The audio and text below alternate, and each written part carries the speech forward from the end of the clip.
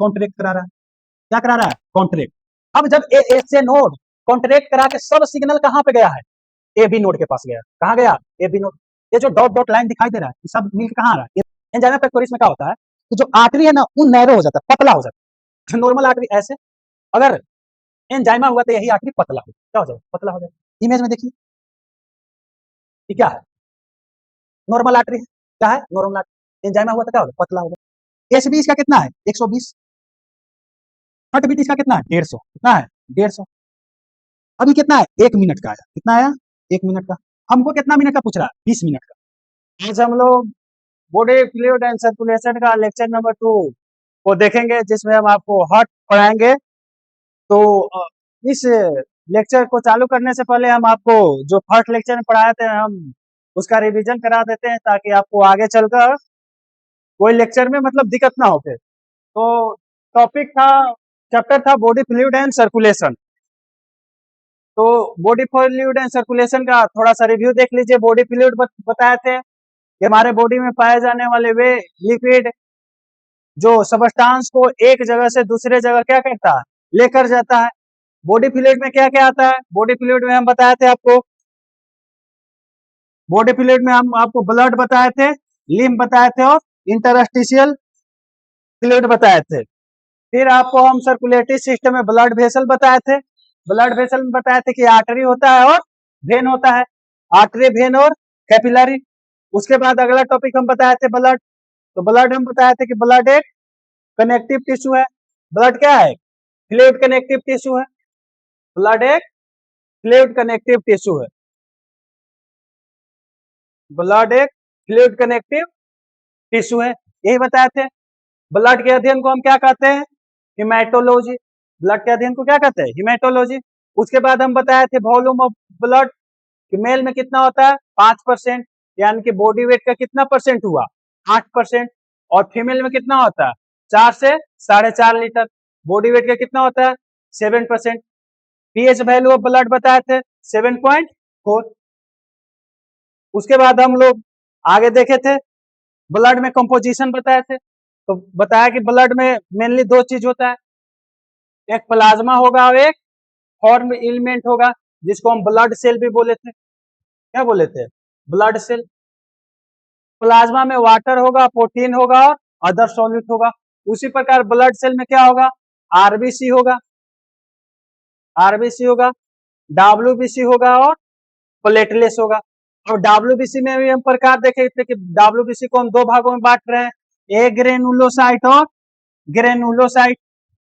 ए granulocyte में हम देखे थे कि लिम्फोसाइट होता है, मोनोसाइट होता है। उसी प्रकार ग्रेनुलोसाइट में न्यूट्रोफिल्स, एसिनोफिल्स और बैसोफिल्स देखे थे, जैसा कि आप इस इमेज में देख सकते हैं। उसके बाद हम ब्लड कंपोजिशन में बताए थे कि प्लाज्मा हमको कैसे मिलेगा। अगर हम ब्लड में से ब्लड सेल क्या कर देंगे? रिमूव कर देंगे।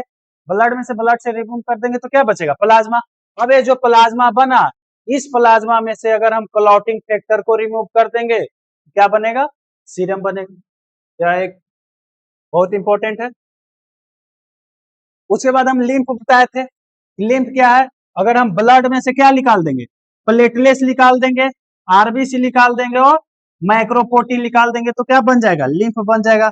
बफर सिस्टम हम बताए थे कि हीमोग्लोबिन और कार्बोनिक एसिड होता है और बाइकार्बोनेट आयन भी होता है।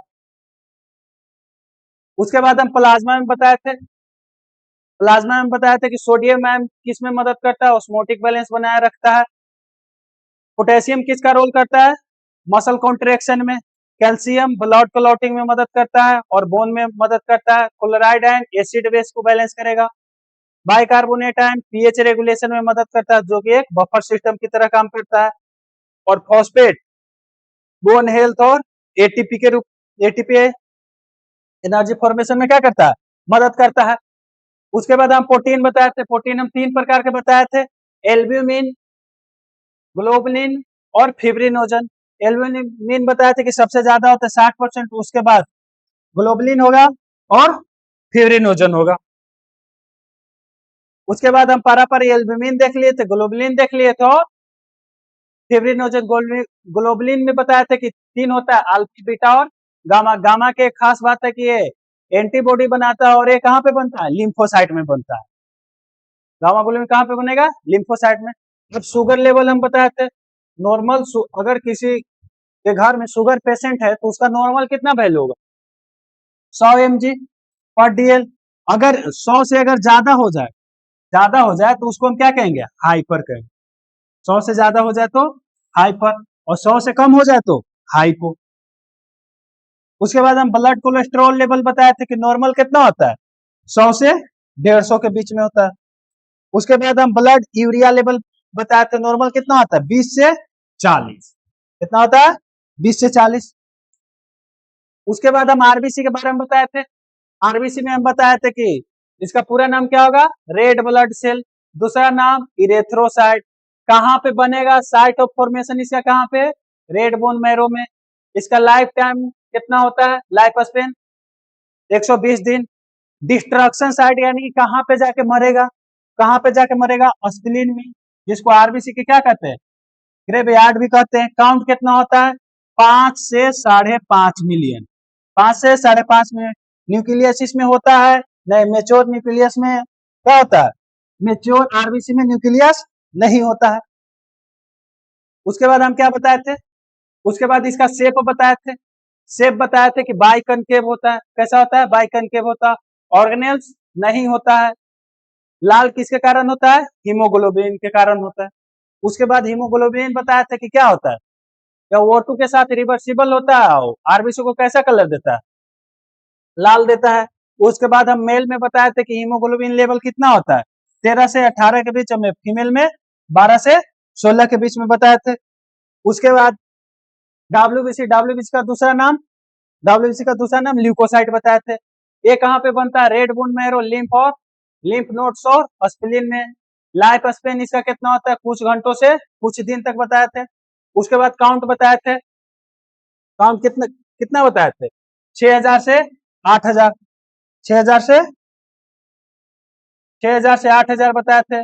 इसमें न्यूक्लियस प्रेजेंट होता है, पिगमेंट नहीं होता है, इसमें कोई हीमोग्लोबिन नहीं होता है। इसका काम क्या है? शरीर को इम्यूनिटी देना है, इनके शरीर को रोगों से क्या करेगा? बचाएगा। उसके बाद दो प्रकार के बताए, ग्रेनुलोसाइट और एग्रेनुलोसाइट। ग्रेनुलोसाइट बताया था कि जिसमें ग्रेन्यूल्स पाया जाएगा, यानी कि दाना दाना जैसा स्ट्रक्चर पाया जाएगा, उसको क्या कहेंगे? ग्रेन्यूल्स कहेंगे। कहाँ पे होगा? साइटोप्लाज्म में होगा। इसमें 3 बताए थे, न्यूट्रोफिल्स, एसिनोफिल्स और बेसोफिल्स। इसका शेप कैसा होगा, मतलब कैसे पहचानेंगे? ये मल्टी लोब होगा, इसमें बाई लोब होगा। इसमें क्या होता है? ब्लू ग्रेन्यूल्स होता है, रेयर मिलता है। किसका काम करता है? बैक्टीरिया को निगलने में। और ये इसका काम क्या है? एलर्जी और पैरासाइट से क्या करता है? रक्षा करता है, हिस्टामिन रिलीज करता है, जो कि किसी भी ब्लड वेसल में क्या कर सकता है? सूजन कर सकता है। उसी प्रकार एक ग्रेनुलोसाइट में क्या बताए थे? लिम्फोसाइट और मोनोसाइट बताए थे। उसके बाद आगे देखिए, अब लिम्फोसाइट हम बताए थे कि दो प्रकार के होता है, बी लिम्फोसाइट और टी लिम्फोसाइट होता है। बी लिम्फोसाइट किस प्रकार की इम्यूनिटी है? ह्यूमोरल है। और टी लिम्फोसाइट किस कैसा है? सेल मेडिएटेड इम्यूनिटी है। उसी प्रकार टी सेल बताया था कि टी सेल कितना प्रकार के होता है? 4 प्रकार के होता है। टी हेल्पर सेल होगा, फिर होगा T killer cell, suppressor cell और मेमोरी सेल। हेल्पर सेल क्या बताया था कि ये सभी सेल को क्या करेगा? मदद करेगा। अन इम्यूनिटी सेल को क्या करता है? एक्टिव करता है या मदद करता है, इसीलिए इसका नाम क्या रखा है? हेल्पर। उसके बाद है किलर, यानी कि डायरेक्ट जाके क्या कर देगा? मार देगा। वायरस इंफेक्टेड सेल या कैंसर सेल को क्या करता है? नष्ट करता है। क्या करता है? नष्ट करता है। सप्रेसर सेल, अगर ये किलर सेल नहीं सेल के मारने लगे तो क्या करेगा? ये उसको जाके रोकेगा, यानी कि सप्रेस करेगा, कहेगा भाई रुक जाओ रुक जाओ। उसके बाद मेमोरी सेल, भविष्य के लिए जो सेल काम आएगा उसको हम क्या कहेंगे? Memory cell. फ्यूचर इन्फेक्शन को क्या रखता है? याद रखते हैं। और तेज प्रभाव यानी कि फास्ट करेगा, फास्ट और इफेक्टिव। फास्ट और क्या करेगा? इफेक्टिव प्रभाव दिखाएगा। उसके बाद हम क्या देखे थे? प्लेटलेस। प्लेटलेस का दूसरा नाम क्या था? थ्रोम्बोसाइट। साइंटिफिक नेम वही थ्रोम्बोसाइट। कहां पे बनेगा? रेड बोन मैरो में बनेगा। किसके मदद से बनेगा? मेगा कैरियोसाइट, यानी कि बड़े बड़े से क्या छोटे छोटे में टूट जाएगा। शेप कैसा होता है? डिस्क शेप होता है। अमाउंट 1.5 लाख से 4 लाख के बीच में होता है। लाइफ स्पेन 8 से 10 दिन। डिस्ट्रक्शन साइट इसका भी कहाँ पे, स्प्लीन में ही है।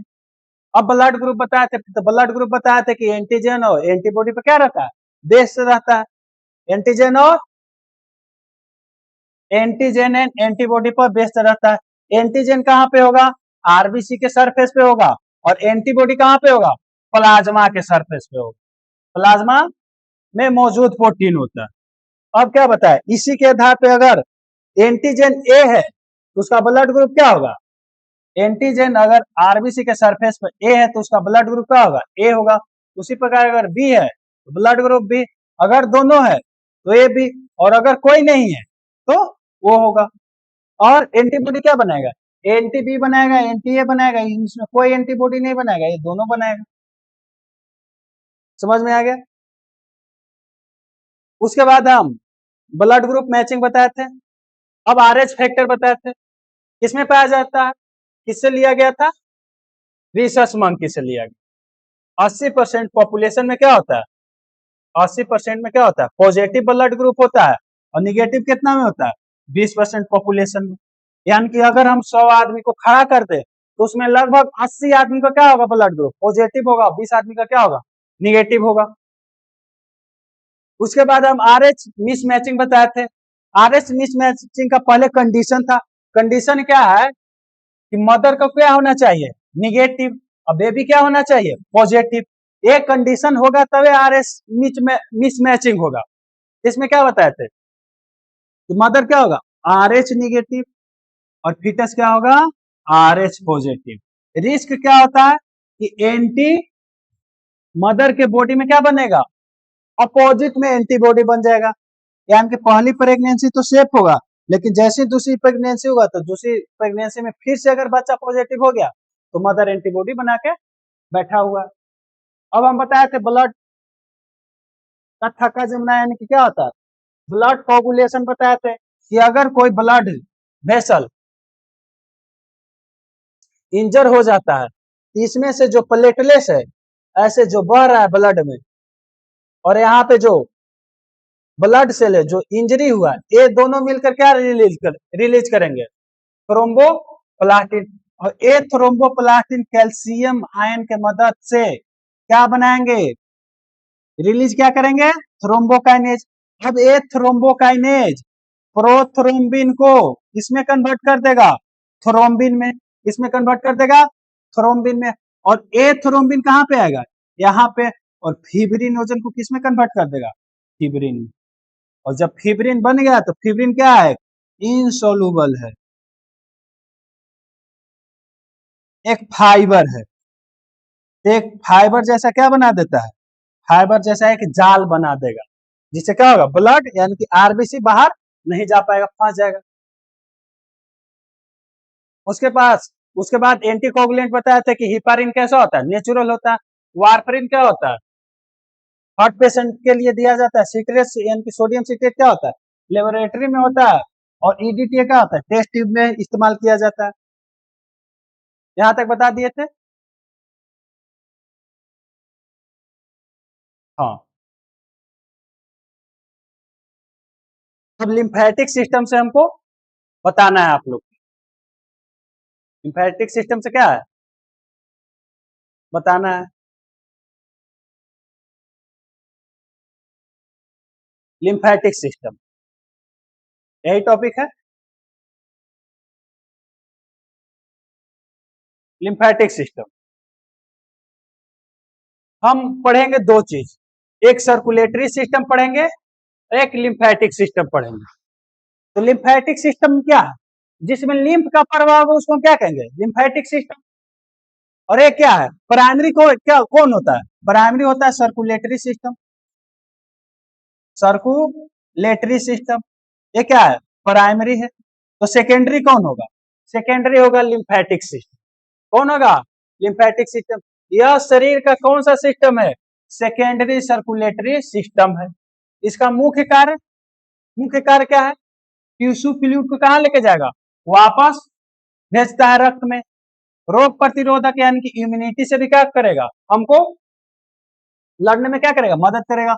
और फैट को क्या करेगा, अवशोषण करेगा। जब हम डाइजेशन आप लोग के पढ़ाए थे तो बताए थे कि भिलाई में एक लैक्टेल्स होता है, क्या होता है, लैक्टेस। लैक्टेल से फैट एब्जॉर्ब होके किसमें चल जाता है, लिम्फेटिक सिस्टम में चल जाता है। किसमें चल जाता है, लिम्फेटिक सिस्टम में। उसके बाद हम बताया कि लिम्फ, अगर लिम्फेटिक सिस्टम है, लिम्फेटिक सिस्टम में लिम्फ का प्रवाह हो रहा है, तो लिम्फ क्या है, तो लिम्फ एक क्या है, पीलापन लिए एक हल्का हल्का रंग होता है। मतलब पीला जैसा, जैसे ब्लड हम कहे तो ब्लड कैसा रंग का होता है, ब्लड जनरली रेड होता है। कैसा होता है, रेड। उसी प्रकार लसिका कैसा, इसका कलर होगा, पीला होगा। यह रक्त प्लाज्मा से बनता है। किससे बनता है, रक्त प्लाज्मा से।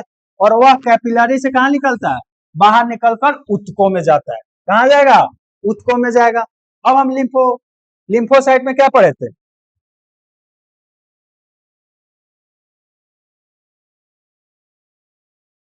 लिम्फोसाइट पढ़े थे। लिम्फोसाइट में क्या पढ़े थे, डब्ल्यूबीसी में पढ़े थे कि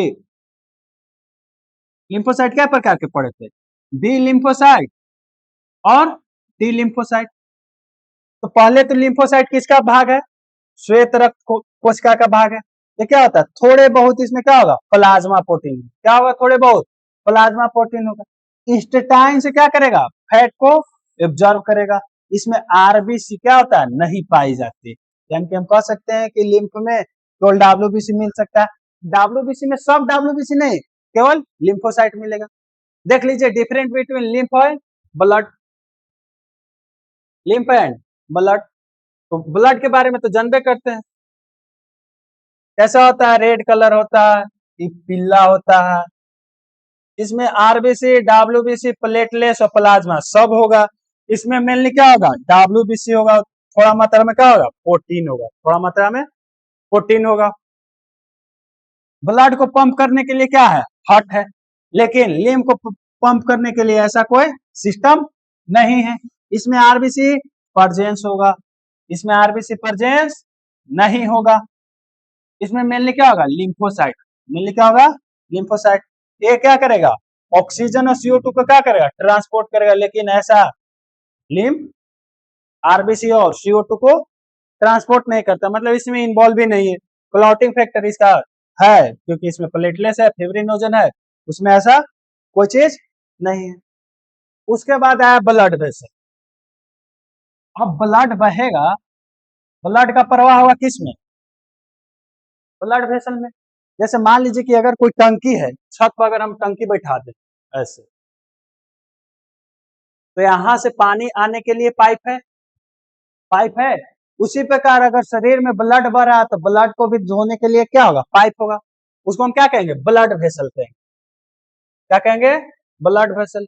यानी कि वो ट्यूब जिसमें क्या होगा, ब्लड पूरे शरीर में क्या करता है, सर्कुलेट करता है। क्या करता है, सर्कुलेट करेगा।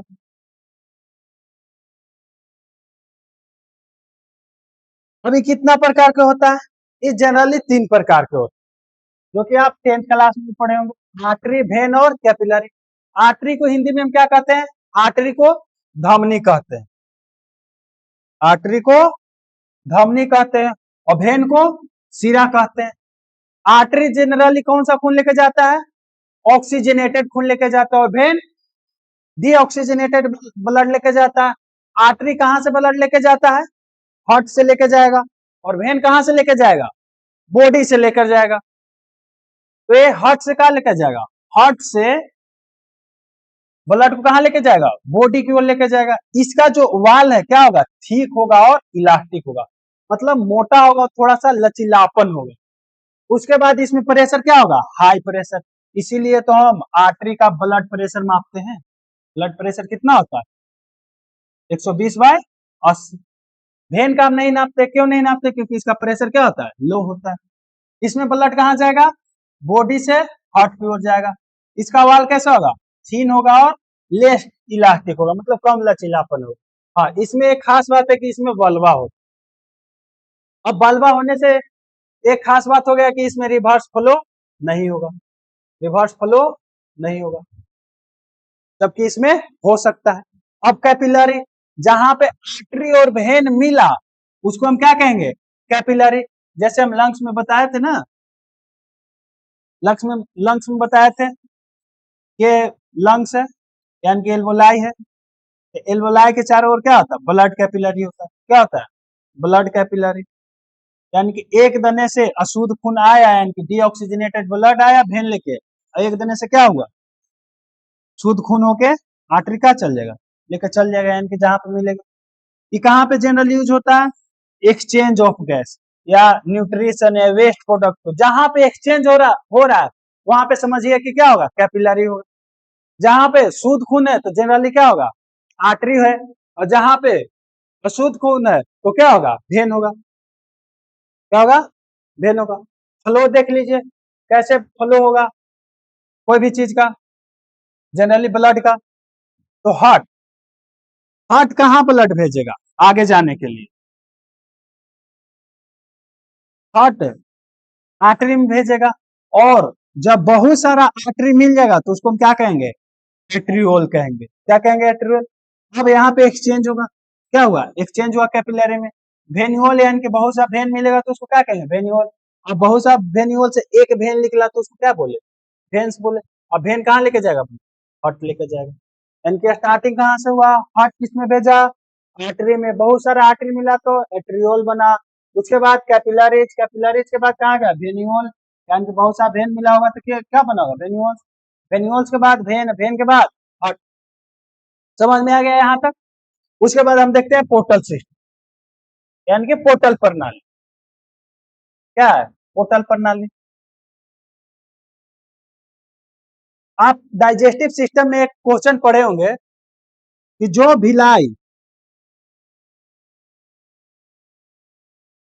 भिलाई से जो न्यूट्रिएंट यानी कि पोषक तत्व, हिंदी में देखिए, भिलाई से जो पोषक तत्व जैसे ग्लूकोज, अमीनो एसिड या फैटी एसिड है या ग्लिसरॉल जो एब्जॉर्व होके गया ब्लड में, का वो ब्लड डायरेक्ट हार्ट के पास गया? डायरेक्ट हार्ट के पास चल गया तो नहीं, डायरेक्ट तो नहीं गया। इसके बीच में क्या आया? लीवर आया। इसके बीच में क्या आया? लीवर। यानी कि एक ऑर्गन से दूसरे ऑर्गन में जाएगा बिना हार्ट को शामिल किए तो उसको हम क्या कहेंगे? पोर्टल सिस्टम कहेंगे। जैसा कि आप इमेज में देख सकते हैं। देखिए ये क्या है? ये लार्ज इंटेस्टाइन है। यहां से भोजन क्या हुआ? अवशोषित होकर कहां पे चल गया? ब्लड वेसल में चल गया, यानी कि ब्लड में चल गया। अब ये सब कहां गया? लीवर में गया। लीवर में क्या होगा? इसका फिल्टरेशन होगा, यानी कि इंप्रूवमेंट होगा। थोड़ा सा और ब्लड में क्या होगा? इंप्रूव होगा।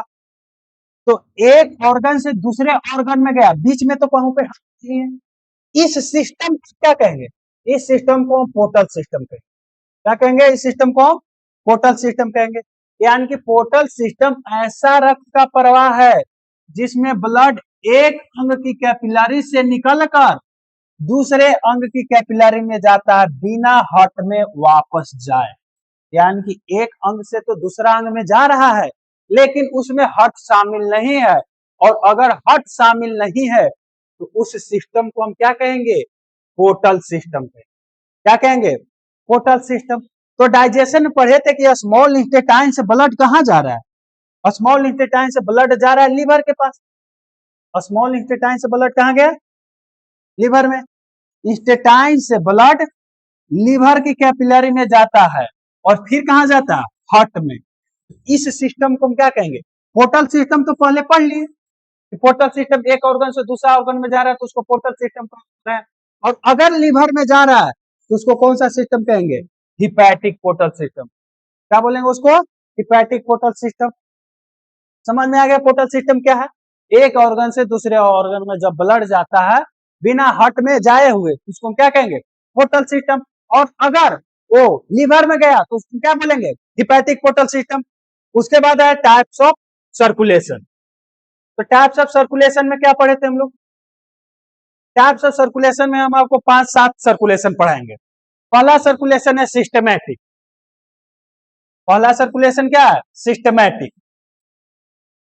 यानी कि यह हार्ट से कहां लेके जाएगा? बॉडी के सभी भागों तक क्या कौन सा खून लेके जाएगा? ऑक्सीजन, यानी कि शुद्ध खून लेके जाएगा। कौन सा खून लेके जाएगा? शुद्ध खून। तो इसको हम कौन सा सर्कुलेशन बोलेंगे? सिस्टमैटिक बोलेंगे। यानी कि जब हार्ट से बॉडी की ओर जाए तो सिस्टमैटिक, और अगर बॉडी से हार्ट की ओर आए तो इसको हम क्या बोलेंगे?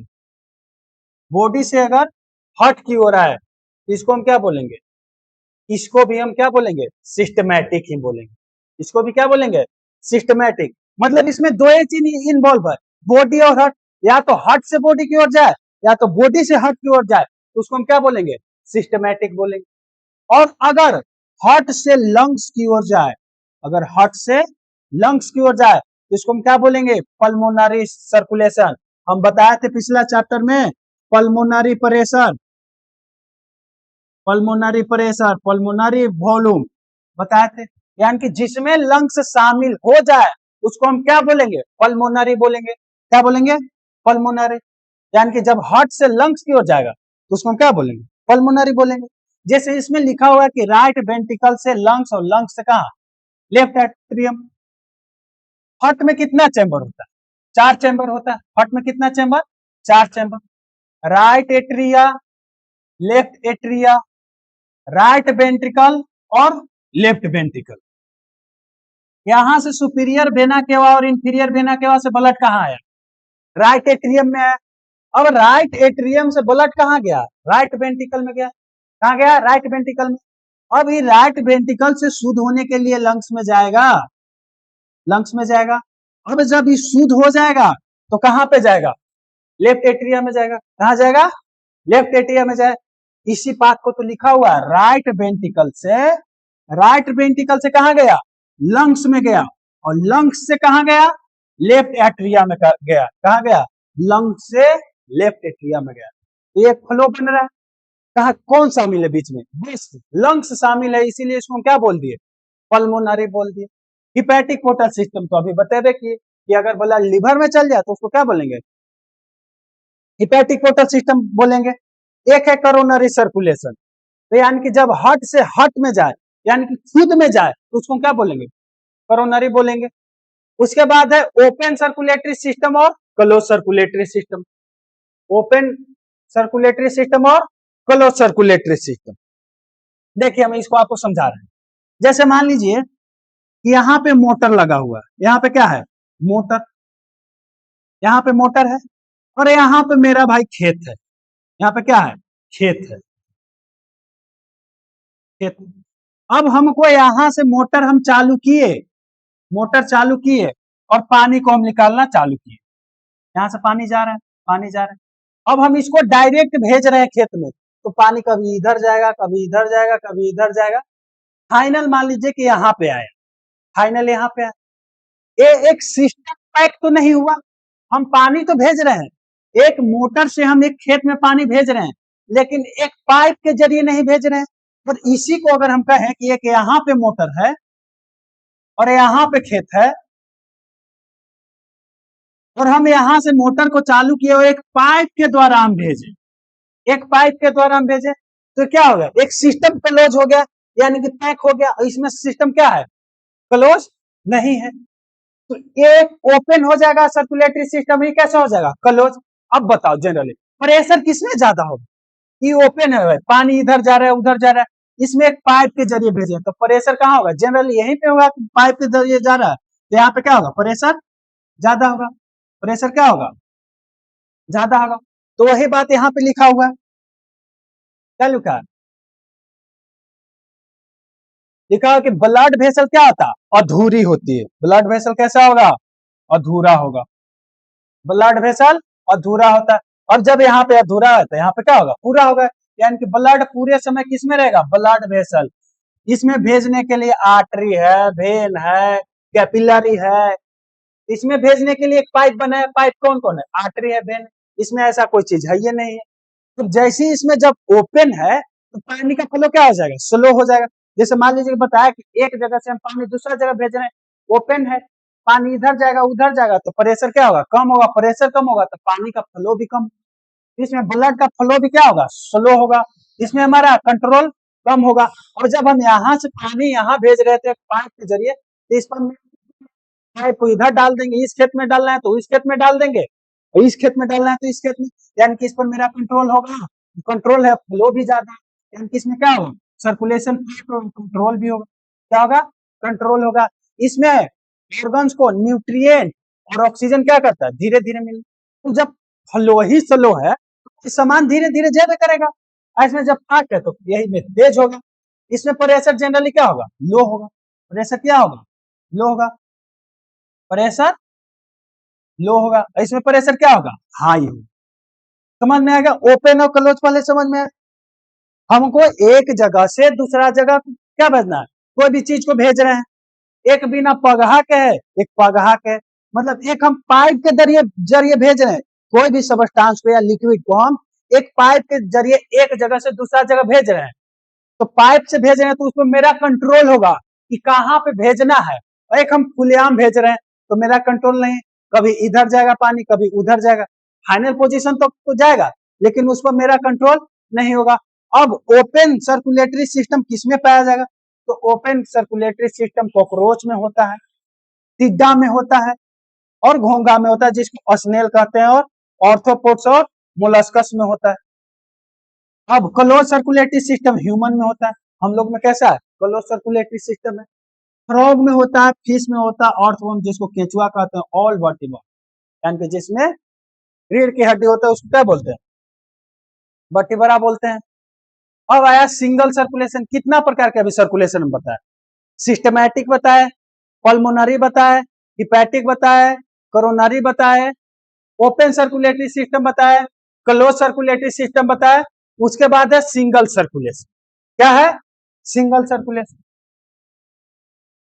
सिंगल सर्कुलेशन मतलब सिंपल समझिए कि हम एक फ्लो में ही भेज रहे हैं, मतलब एक यूनि डायरेक्शन है, फिर से वापस नहीं आना चाहिए, एक बार में काम करके निपट जाएगा, एक बार में काम करके निपट जाएगा, इसका मतलब क्या हुआ, एक बार में काम करके निपट जाना, मतलब देखिए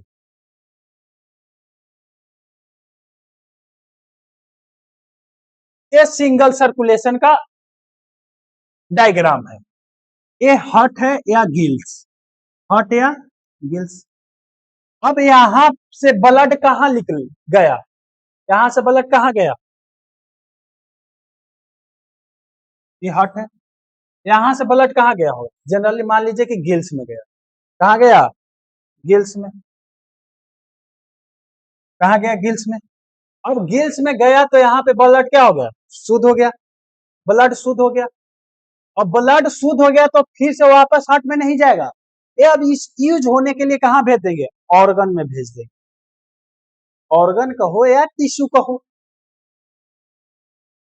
और फिर यहां से शुद्ध होकर फिर कहां चल जाएगा, हार्ट में, यानी कि एक ही डायरेक्शन में हुआ, एक डायरेक्शन मतलब एक फ्लो में हो गया, हार्ट से गिल्स, गिल्स से ऑक्सीजनेटेड हुआ, ऑक्सीजनेटेड हुआ, अब उपयोग होने के लिए अगर उपयोग हो गया तो फिर से कहां चल गया, हार्ट।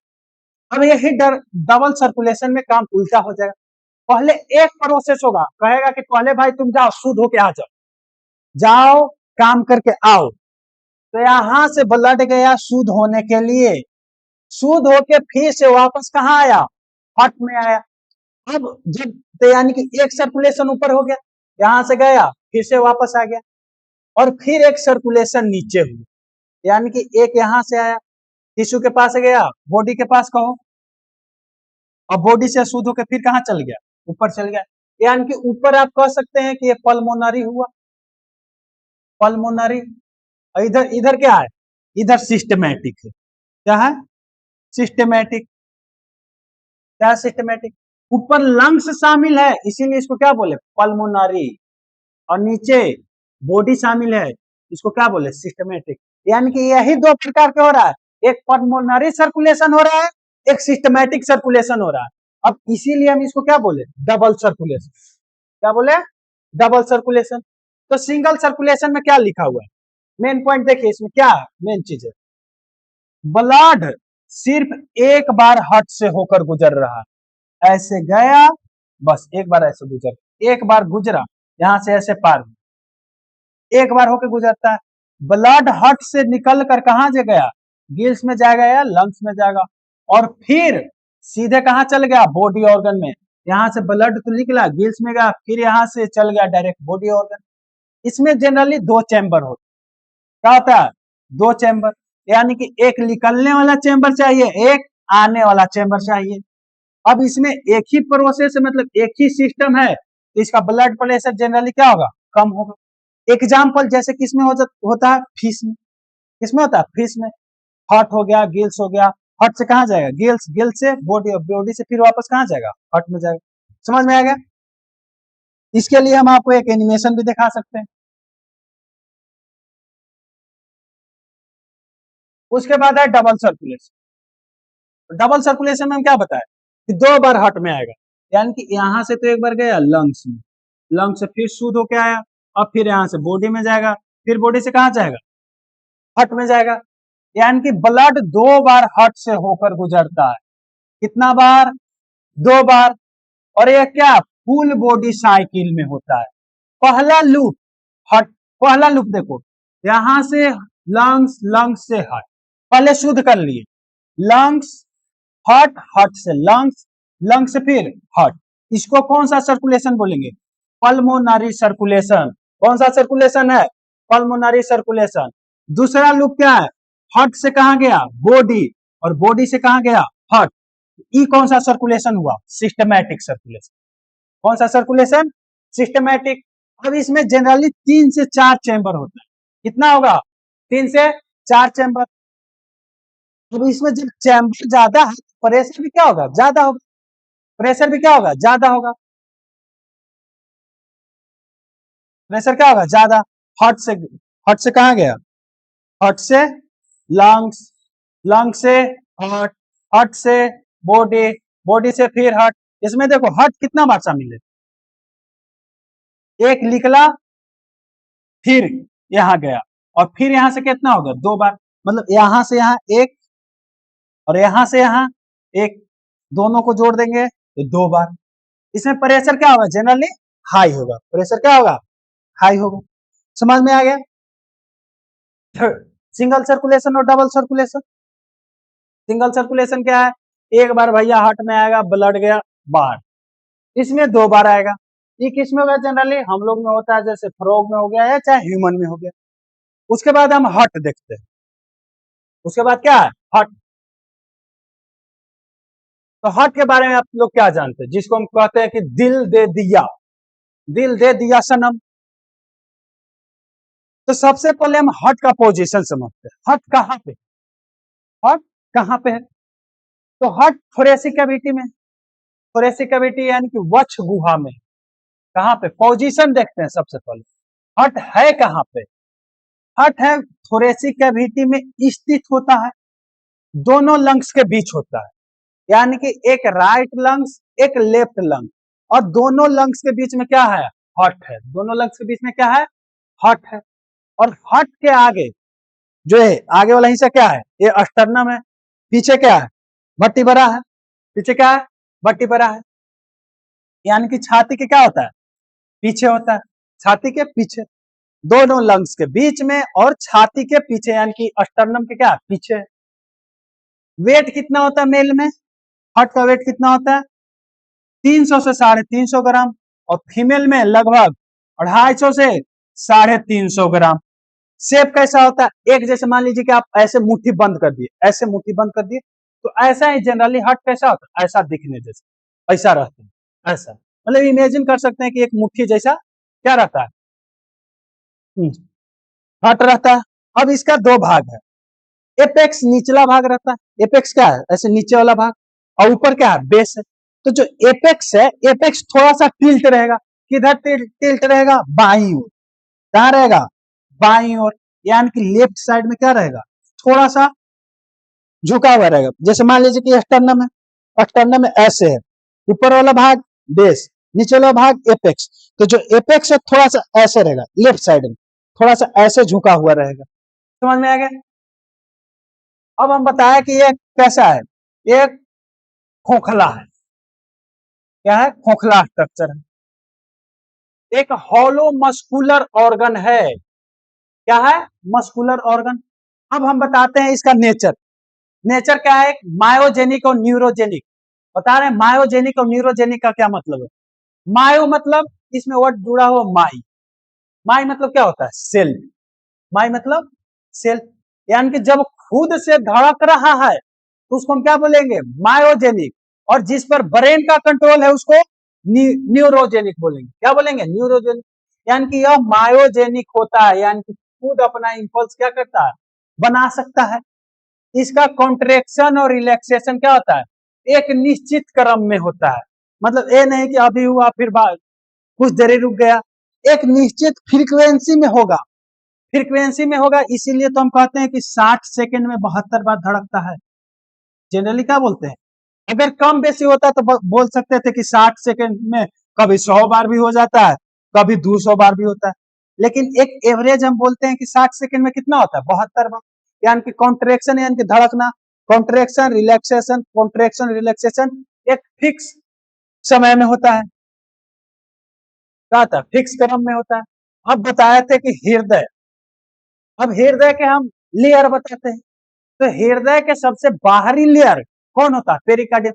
जैसे एक ह्यूमन बॉडी ले लें, तो ह्यूमन बॉडी के सबसे बाहरी कवच जो सबसे पहले हमको सुरक्षा देगा वो कौन है?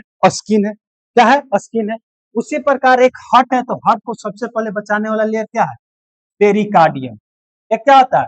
डबल लेयर सेट होता है इसमें, यानी कि 2 लेयर होगा, सटल से। कैसा होगा? 2 लेयर। हार्ट बीट समान कितना होता है? 72 टाइम्स पर मिनट। यानी कि एक मिनट में कितना बार धड़केगा बाबू? 1 मिनट में 72 बार धड़केगा। यानी कि हम यहाँ से अगर पूछ दे कि 72 बार 60 सेकंड में धड़क रहा है, तो एक बार कितना सेकंड में धड़केगा? तो 60/72, यानी कि 0.8 सेकंड। और इसी 0.8 सेकंड को हम कार्डियक साइकिल पढ़ते हैं। क्या है? कार्डियक साइकिल, जो कि हम आपको आगे पढ़ाएंगे। समझ में आ गया? एनिमेशन देख लीजिए।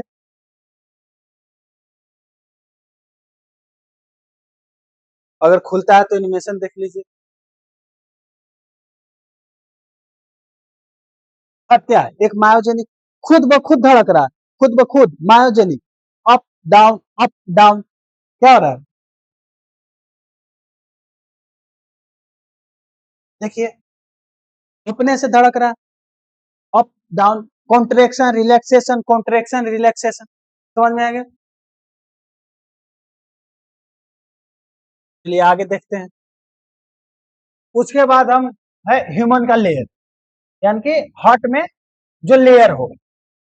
तो सबसे बाहरी लेयर तो हम पढ़ लिए कि पेरिकार्डियम होगा। क्या होगा? पेरिकार्डियम। पेरिकार्डियम में बताया था कि डबल लेयर होता है। तो पहला लेयर क्या होगा? पराइटल।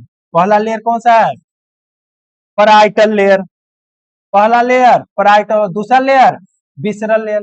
पेरिकार्डियम का 2 लेयर बताए थे, एक पराइटल होगा, एक विसरल होगा। उसके बाद कौन होगा? उसके बाद मायोकार्डियम। उसके बाद मायोकार्डियम। देखिए, पेरिकार्डियम, पेरिकार्डियम के बाद ए वाला लेयर, ये पूरा लेयर क्या है? मायोकार्डियम है। और ई वाला लेयर जो अंत में है उसको क्या बोलेंगे? Endocardium.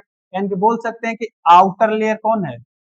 Outer layer pericardium, middle layer आपको हो गया मायोकार्डियम, और इंडोकार्डियम सबसे इनर लेयर। सबसे इनर लेयर बाहरी कार्डियम, पेरिकार्डियम। पेरिकार्डियम में 2 लेयर, पराइटल लेयर और विसरल लेयर। उसके बाद है मायोकार्डियम, मिडिल लेयर। उसके बाद इंडोकार्डियम। इंडोकार्डियम कौन सा लेयर है? Inner layer. तीनों लेयर समझ में आ गया। अब पेरिकार्डियम और मायोकार्डियम के बीच में एक गैप रहता है जिसको हम पेरिकार्डियल कैविटी कहते हैं। उसके बाद अब हम आपको स्ट्रक्चर बताते हैं। ये स्ट्रक्चर थोड़ा सा कॉम्प्लेक्स होगा, हम आपको सिंपल समझा देंगे। सबसे पहले आप ये देख लीजिए। तो हार्ट में सबसे पहले हमको ब्लड को लाना है। हार्ट में सबसे पहले ब्लड को क्या करना है? लाना है। तो ब्लड को हम कहां से लाएंगे? ब्लड को हम लाएंगे सुपीरियर वेना केवा, और नीचे है inferior vena cava. Superior vena cava upper body से लाएगा ब्लड, अपर बॉडी से लाएगा। और inferior vena cava lower body से लाएगा। कहां से लाएगा? लोअर बॉडी से। अब भैया खून आ गया, इंफीरियर वेना केवा और सुपीरियर वेना केवा से हम राइट एट्रियम में ब्लड को ला दिए। कहाँ लाए? राइट एट्रियम में। अब राइट एट्रियम से डायरेक्ट ब्लड आ जाएगा राइट वेंट्रिकल में। कहाँ पे आएगा? राइट वेंट्रिकल कहाँ पे? यहाँ पे। कहाँ आया? राइट वेंट्रिकल में। अब राइट वेंट्रिकल से ब्लड कहाँ गया? पल्मोनरी आर्टरी की वेन। पल्मोनरी क्या होगा? Pulmonary artery. कहाँ जाएगा? Pulmonary artery. अब पल्मोनरी आर्टरी, आर्टरी तो जनरली शुद्ध खून लेके जाता है। जनरली कैसा खून लेके जाता है? शुद्ध। लेकिन यहाँ पे इसका केस क्या हो जाएगा? उल्टा, ये अशुद्ध खून लेके जाएगा। कौन सा खून लेके जाएगा? अशुद्ध खून। अब यहाँ से जैसे राइट एट्रियम से ब्लड आया राइट वेंट्रिकल में, तो राइट वेंट्रिकल से ब्लड कहाँ जाएगा? पल्मोनरी आर्टरी में। अब ये पल्मोनरी आर्टरी से ब्लड कहाँ आ गया? लंग्स में। लंग्स में उसको खूब मिला ऑक्सीजन, ऑक्सीजन भरपूर मात्रा में मिला, शुद्ध हो गया। जैसे लगा कि उसको गंगा पानी मिल गया। अब यहाँ से शुद्ध हो गया, तब शुद्ध होकर फिर से जाएगा हट। तो हट में कौन लेके जाएगा? Pulmonary vein. वेन बताया थे कि जनरली अशुद्ध खून लेके जाता है। कैसा लेके जाता है? अशुद्ध खून। लेकिन यहाँ से तो लंग्स शुद्ध खून लेके जा रहा है, तो इसका एक्सेप्शन है। ये भी एक्सेप्शन है, ये भी एक्सेप्शन है। अब पल्मोनरी वेन कहाँ लेके जाएगा? लेफ्ट एट्रिया में लेके जाएगा। कहाँ लेके जाएगा? लेफ्ट एट्रिया में। और लेफ्ट एट्रिया से ब्लड कहाँ आएगा? लेफ्ट वेंट्रिकल में। और लेफ्ट वेंट्रिकल से ब्लड कहाँ चले गया? एओर्टा के थ्रू बॉडी में चले। एओर्टा के थ्रू कहाँ चले गया? बॉडी में। अब हम इसी इमेज को एक सिंपल वे में हम आपको बना के समझाते हैं। सिंपल वे में हम आपको बना के दिखाते हैं। हम आपको अभी बताया कि हार्ट में 4 चेंबर। कितना चेंबर? 4 चेंबर। 4 चेंबर बताए? हाँ सर। इसमें एट्रिया होगा और वेंट्रिकल होगा। तो 4 चेंबर सबसे पहले हम बना दिए। चारों का नाम दे दिए, right atria, right ventricle, right right atria और left atria. Right right atria और लेफ्ट एट्रिया। राइट वेंट्रिकल और लेफ्ट वेंट्रिकल। बताए कि राइट एट्रिया में ब्लड कहां से आएगा? एक सुपीरियर वेना केवा और एक इंफीरियर वेना। एक सुपीरियर वेना केवा, एक इंफीरियर वेना केवा। इसको हम नाम दे दिए, ये क्या है? ये आपका हो गया inferior vena cava. Inferior vena cava, vena cava largest when है। लार्जेस्ट वेन यानी कि सबसे बड़ा वेन कौन होता है? Largest when inferior vena cava. ये ब्लड कहां से लाया? लोअर बॉडी से। कहां से लाया? लोअर बॉडी से। उसके बाद आया सुपीरियर वेना केवा। एक और क्या है? Superior vena cava. ये कहां से ब्लड लेके आया? ये ब्लड लेके आया अपर बॉडी से। कहां से लेके आया? अपर बॉडी से। अब ब्लड जैसी राइट वेंट्रिकल में आया, यहां से ब्लड कहां चल गया? अब यहां से ब्लड चल गया राइट वेंट्रिकल में। अब राइट वेंट्रिकल में जाने से पहले यहाँ पे एक गेट है। क्या है? गेट है। इस गेट का नाम है ट्राइकैप्सिड। क्या है? ट्राइकैप्सिड। ट्राइकैप्सिड बल्बा। ट्राइकैप्सिड क्यों बोले? तो इसमें इसमें 3 फ्लैप होता है। क्या इतना होता है? 3। 3 हुआ तो इसीलिए क्या बोले? ट्राइकैप्सिड फ्लैप। अब यहां से ब्लड इसमें आ गया। अब यहां से ब्लड कहां जाएगा? यहां से यहां पे आया। अब यहां से ब्लड चल गया आपको लंग्स में। कहा गया? लंग्स में गया। अब यहां से ब्लड शुद्ध होके कहां पे जाएगा? लेफ्ट एट्रिया में। अब जब यहां से ब्लड यहां आया लंग्स में, तो इस पाइप का यानी इस ब्लड वेसल का नाम क्या है? इस ब्लड वेसल का नाम है pulmonary artery, pulmonary artery, arteries. अब जब यहां से शुद्ध होके गया तो इसका क्या नाम है, इस पाइप का क्या नाम है, इस पाइप का नाम है पल्मोनरी वेन, पल्मोनरी वेन। अब यहां से ब्लड कहाँ आया भैया, यहां से ब्लड बता दिए इसमें आ गया, यहां से ब्लड कहाँ आ गया, इसमें। अब यहां से ब्लड फिर कहाँ आएगा, लेफ्ट एट्रिया, लेफ्ट एट्रिया से डायरेक्ट लेफ्ट वेंट्रिकल में। अब लेफ्ट वेंट्रिकल से ब्लड कहाँ जाएगा, यहां से ब्लड आया नीचे, यहां से ब्लड आया नीचे, यहां से ब्लड गया था इधर, ऐसे गया, ऐसे, यहाँ पे ब्लड इसमें। अब यहां से कहाँ जाएगा, यहां से जाएगा एओर्टा में, कहाँ जाएगा देखिए, एओर्टा, कहाँ गया, एओर्टा में। अब ये है सबसे largest, largest artery, largest artery. Flow समझ में है, ब्लड सुपीरियर वेना केवा और इंफीरियर वेना केवा से राइट एट्रियम में, राइट एट्रियम से राइट वेंट्रिकल में, राइट वेंट्रिकल से लंग्स में, किसके थ्रू, पल्मोनरी आर्टरी के थ्रू। जैसी ब्लड शुद्ध हुआ, अब लंग्स से ब्लड कहाँ गया, पल्मोनरी वेन में गया, पल्मोनरी वेन से होते हुए ब्लड कहाँ आया, लेफ्ट एट्रिया में, लेफ्ट एट्रिया से लेफ्ट वेंट्रिकल, लेफ्ट वेंट्रिकल से कहाँ गया, एओर्टा में, और एओर्टा से कहाँ जाएगा भैया, बॉडी में जाएगा, कहाँ जाएगा, बॉडी में। अब हम गेट बताते हैं, यहाँ पे कौन सा बल्बा बताए, ट्राइकेप्सिड, यहाँ पे 3 फ्लैप था तो ट्राइकेप्सिड, यहाँ पे 2 फ्लैप होगा इसीलिए इसको क्या कहेंगे, बाइकेप्सिड, जिसको हम मिट्रल वल्वा भी बोलते हैं, बाई कैप्सिड वल्वा, या इसको बोल सकते हैं मिट्रल वल्वा। समझ में आ गया।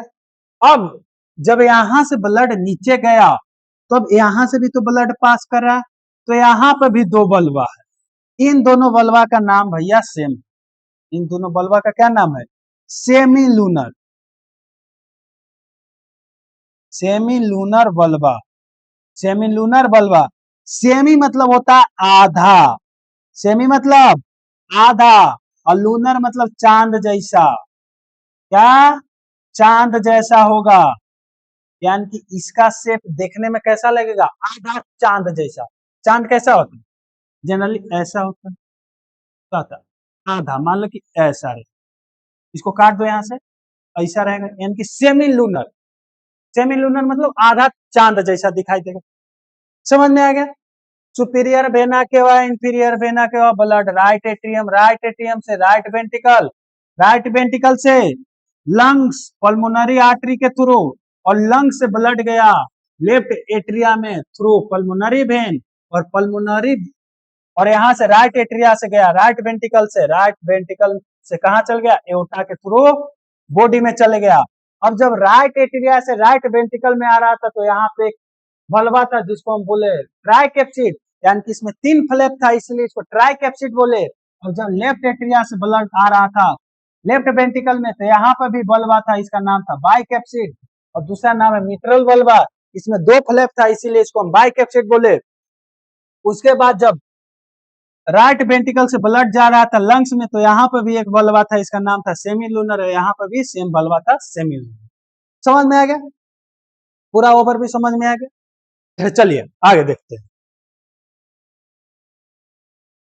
उसके बाद है कॉर्डेट टेंडनी, हाँ इसी में बताते हैं कॉर्डेट टेंडनी। अभी हम बताए कि 4 चेंबर होता है, कितना चेंबर, हार्ट में 4 चेंबर, हार्ट में 4 चेंबर। जो यहाँ पे फ्लैप लगा हुआ था, जो यहाँ पे फ्लैप लगा था, इस फ्लैप को 3 है, जनरली क्या कितना बताए, 3 इसमें फ्लैप रहेगा, इसमें कितना रहेगा, 2 फ्लैप। तो इसको बैकवर्ड मतलब जब हम इसको ऐसे चापे तो ब्लड ऊपर ना चल जाए, तो इसको बांध के रखने के लिए यहाँ पे हम पगहा लगाए। पगहा मतलब रस्सी जैसा स्ट्रक्चर है। क्या है? रस्सी जैसा स्ट्रक्चर है। इसी को हम क्या बोले? Chordate tendon. क्या बोले? Chordate tendon. इसका काम क्या है कि जब हम वेंट्रिकल को कॉन्ट्रैक्ट करा रहे हैं, यानी कि चाप रहे हैं, तो ब्लड नीचे ही जाए, ऊपर ना जाए, यानी कि बैकवर्ड फ्लो को क्या रोकता है? बैकवर्ड फ्लो को रोकता है, यानी कि ब्लड फिर से ऊपर ना चल जाए। कितना मेहनत से एट्रिया से वेंट्रिकल में आए, फिर हम चाप को ऊपर भेजे, नीचे भेजना है, तो ऊपर जाने से रोकने के लिए यहाँ पे हम फ्लैप लगाए। ये है भैया ट्राइकैप्सिड, ये क्या है? बाइकैप्सिड है। तो बाइकैप्सिड ऊपर में ना खुल जाए, इसीलिए क्या लगा दिए? नीचे हम रस्सी जैसा स्ट्रक्चर लगा दिए, जिसको हम क्या बोले? Chordate tendon. अब इसी में देखिए, इसी में मसल रहता है। इसमें क्या रहता है? मसल, जिसको हम पैपिलरी मसल बोलते हैं। वेंट्रिकल में, एट्रिया में नहीं होता। इसी में एक मसल रहता है जिसको हम पैपिले मसल कहते हैं, पैपिलरी मसल या पैपिलरी मसल। अब जो राइट वेंट्रिकल है, इसमें थोड़ा सा थीन होता है। थीन मतलब थोड़ा सा पतला होता है, पतला। और इसी में जो पैपिलरी मसल है वो क्या होता है? मोटा। क्या होता है? मोटा। समझ में आ गया? आगे देखिए कॉर्डेट टेंडन। कॉर्डेट टेंडन क्या है? एक पतली मजबूत, कॉर्डेट टेंडन ने एक पतली मजबूत फाइबरस यानी कि तंतु रॉड, जो जैसे क्या होता है? होती है, जो हट के अंदर बल्बा, कौन सा बल्बा? ट्राइकैप्सिड और बाइकैप्सिड को क्या करता है? पैपिलरी मसल से जोड़ता है। नीचे बताए थे अभी पैपिलरी मसल 4 चैम्बर, यहाँ पे पैपिलरी मसल होता है। काम क्या है? बैकवर्ड फ्लो से बचाएगा। बैकवर्ड फ्लो से क्या करेगा? बचाएगा। यानी कि ये बल्बा को उल्टा खोलने से क्या करेगा? रोकता है। जब वेंट्रिकल कॉन्ट्रैक्ट कर रहा है, यानी कि जब हम वेंट्रिकल को चाप रहे हैं, ब्लड ऊपर ना चल जाए, ब्लड नीचे ही जाए, तो उसके लिए हम ऊपर गेट लगाए, वो गेट ऊपर में ना खुल जाए, इसलिए हम क्या करें? इस कॉर्डेट टेंडन को लगाए। ब्लड एक ही दिशा में बहने देती है, यानी कि बैकवर्ड फ्लो से क्या करता है? रोकता है। यह बल्बा सपोर्ट करती है जैसे रस्सी को दरवाजा। जैसे मान लीजिए कि हम पैराग्लाइडिंग कर रहे हैं, तो जो रस्सी जैसा रहता है उसका काम क्या है? एक तो हमें सपोर्ट देता है, और अगर हवा बहे तो ऊपर में ना खुल जाए। चाहे मान लीजिए कि छत्ता है जो बरसात में लेके चलते हैं, तो वो भी बैकवर्ड फ्लो ना लग जाए, तो ऐसे रस्सी जैसा, मतलब ऐसे स्टील जैसा दिखाई देता है। वो भी एक समझिए कि कॉर्डेट टेंडन ही जैसा है। समझ में आ गया? देख सकते हैं इसमें, देखिए कॉर्डेट टेंडन हम आपको दिखा देते हैं।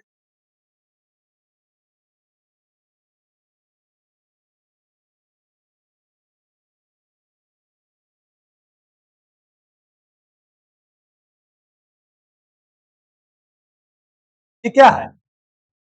ये कॉर्डेट टेंडन, ये आपको रस्सी जैसा स्ट्रक्चर दिखाई दे रहा है। ये क्या है? Chordate tendon. कॉर्डेट टेंडन ऐसा ही दिखाई देता है, फाइबरस है, जो फ्लैप है ऊपर में ना खुल जाए, इसीलिए क्या? ब्लड को बैकवर्ड फ्लो से क्या करता है? रोकता है। समझ में आ गया? उसके बाद हम देखते हैं अब नोडल टिश्यू। क्या है नोडल टिश्यू?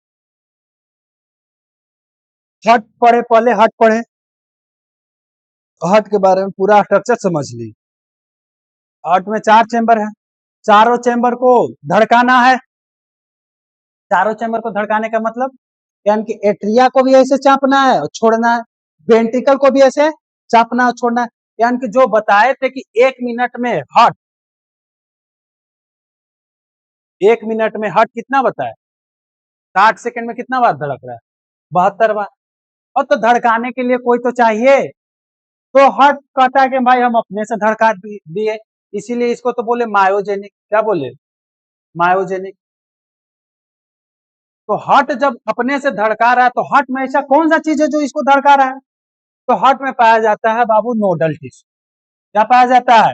नोडल टिश्यू, जो हार्ट की स्पेशल टिश्यू होती है, जो इलेक्ट्रिकल इंपल्स को बनाकर या फैलाकर हार्ट बीट को क्या करता है? कंट्रोल करता है। और सिस्टम ऑटो रेदमिक होता है। ऑटो मतलब खुद ब खुद धड़कता है, इसको धड़काने वाला कोई नहीं है। ये ना कहा कि बरेन बाबू जाओ तुम धड़को, ऐसा बरेन का है लेकिन बहुत कम कंट्रोल होता है। तो ऑटो रिदमिक है, मतलब अपने आप एक मतलब 1 मिनट में 72 बार धड़केगा। तो धड़काने के लिए नोडल टिश्यू इसमें बहुत प्रकार के हैं। तो इसमें पहला हम पढ़ेंगे एसए नोड। क्या है एसए नोड? ये एक नोडल टिश्यू का प्रकार। देखिए हम आपको यहां समझाते हैं। हम जनरली आपको 4 नोडल टिश्यू पढ़ाएंगे। पहला पढ़ाएंगे एसए नोड। पहला क्या है? SA node. उसके बाद हम पढ़ाएंगे एबी नोड। उसके बाद क्या पढ़ाएंगे? AB node. उसके बाद हम पढ़ाएंगे बंडल ऑफ हीज। उसके बाद क्या पढ़ाएंगे? Bundle of His. उसके बाद हम पढ़ाएंगे परकिंजे फाइबर। क्या है? 4। 1, 2, 3 और 4। तो काम को स्टार्ट कौन किया? हार्ट को धड़काना कौन स्टार्ट किया? तो हार्ट को धड़काना स्टार्ट किया एसए नोड। कौन स्टार्ट किया? SA node. एसए नोड है कहां पे? इधर है भाई राइट, और इधर क्या है? लेफ्ट। तो पहला तो कहेंगे कि राइट साइड में। कहां पे है? राइट साइड में। अब राइट साइड के राइट कॉर्नर पर है। इधर लेफ्ट कॉर्नर होगा, इधर राइट कॉर्नर, यानी कि कह सकते हैं कि एसए नोड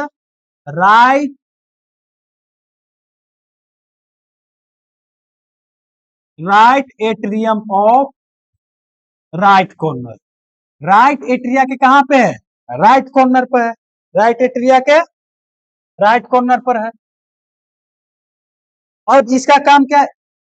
ये देखिए कहां तक गया इंपल्स लेके, पूरा एट्रिया में गया है, यानी कि लेफ्ट एट्रिया में भी गया है, राइट एट्रिया में है ये। तो यानी कि कह सकते हैं कि एसए नोड एट्रिया को क्या करा रहा है?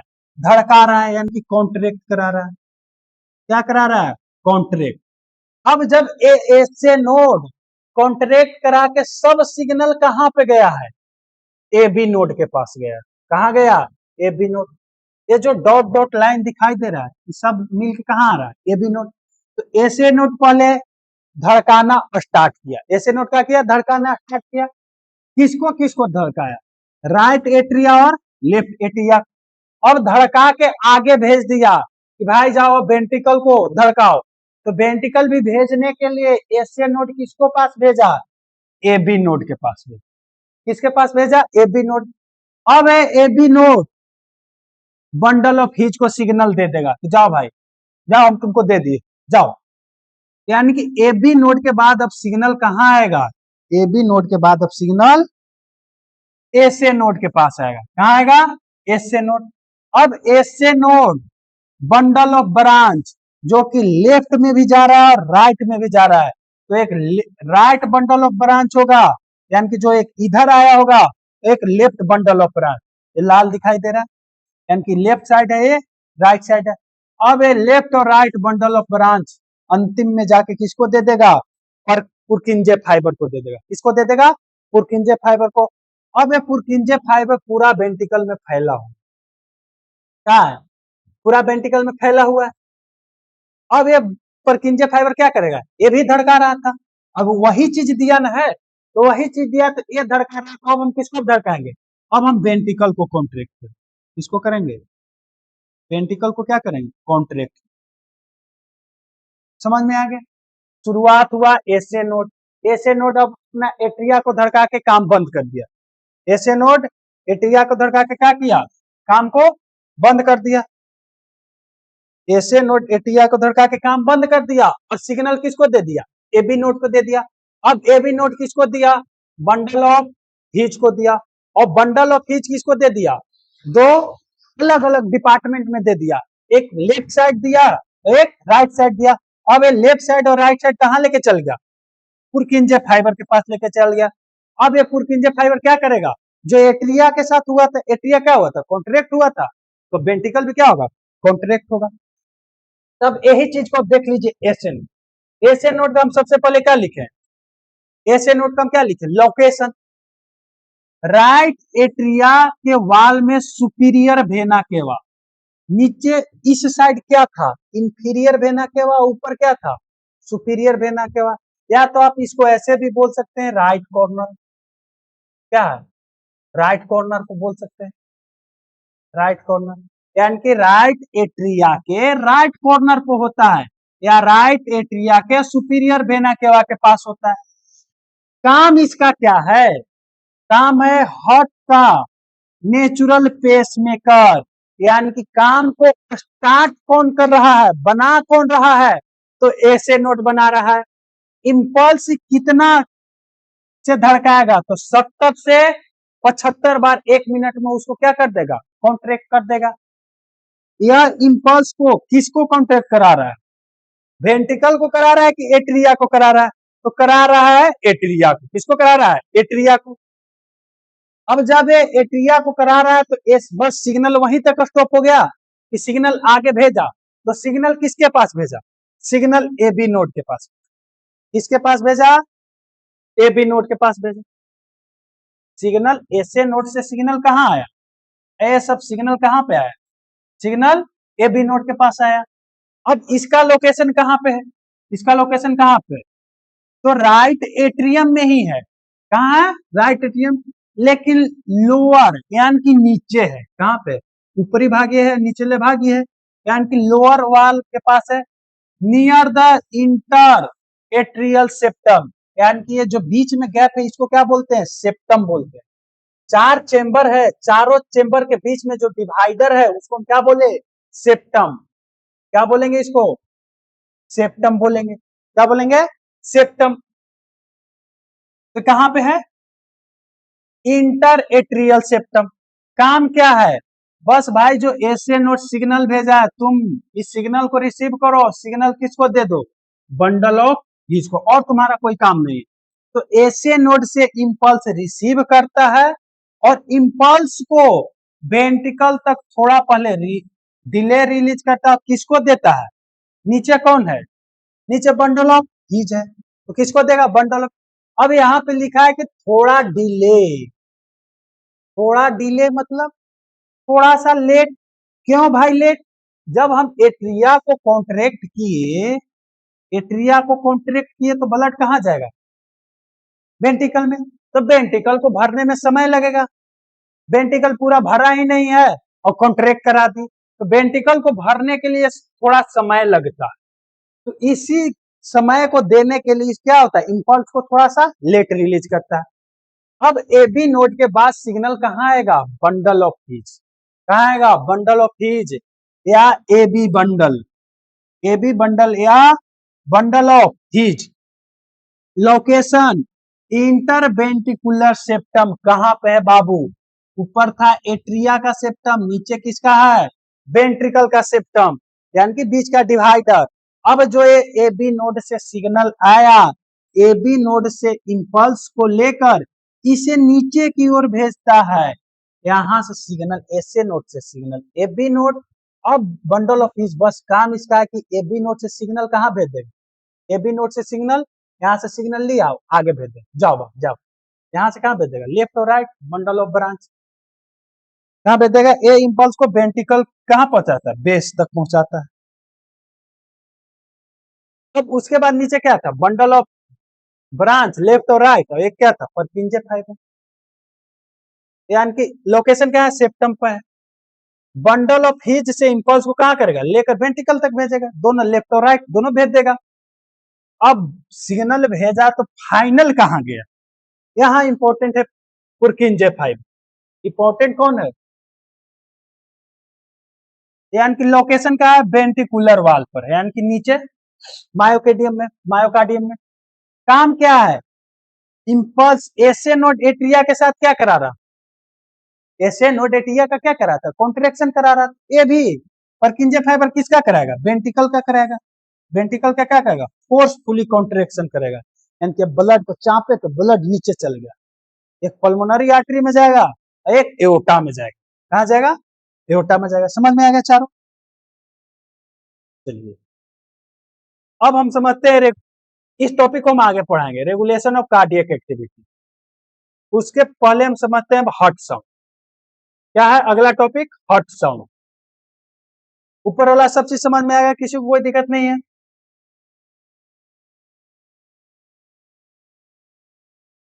हाँ इसका एक, इसका हम आपको वीडियो दिखा देते हैं कैसे इंपल्स निकलता है।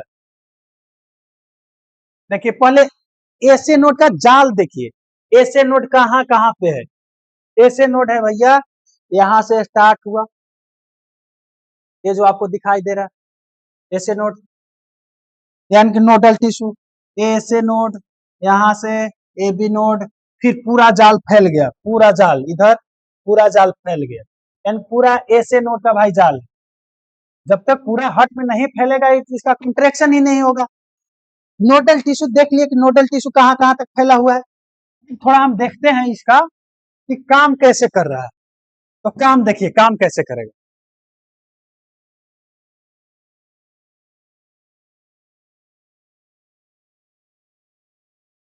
चल तो नहीं रहा है, हम आपको बाद में दिखा देंगे, इसका वीडियो डाला हुआ था। आगे है अब हॉट साउंड। अगला टॉपिक क्या है? Hot sound. तो हॉट साउंड को पहले सुनेंगे कैसे?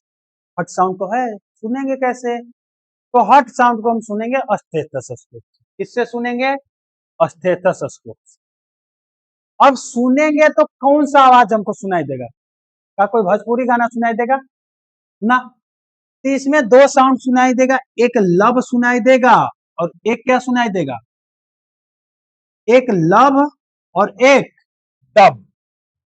दो साउंड सुनाई दिया, एक लब एक डब।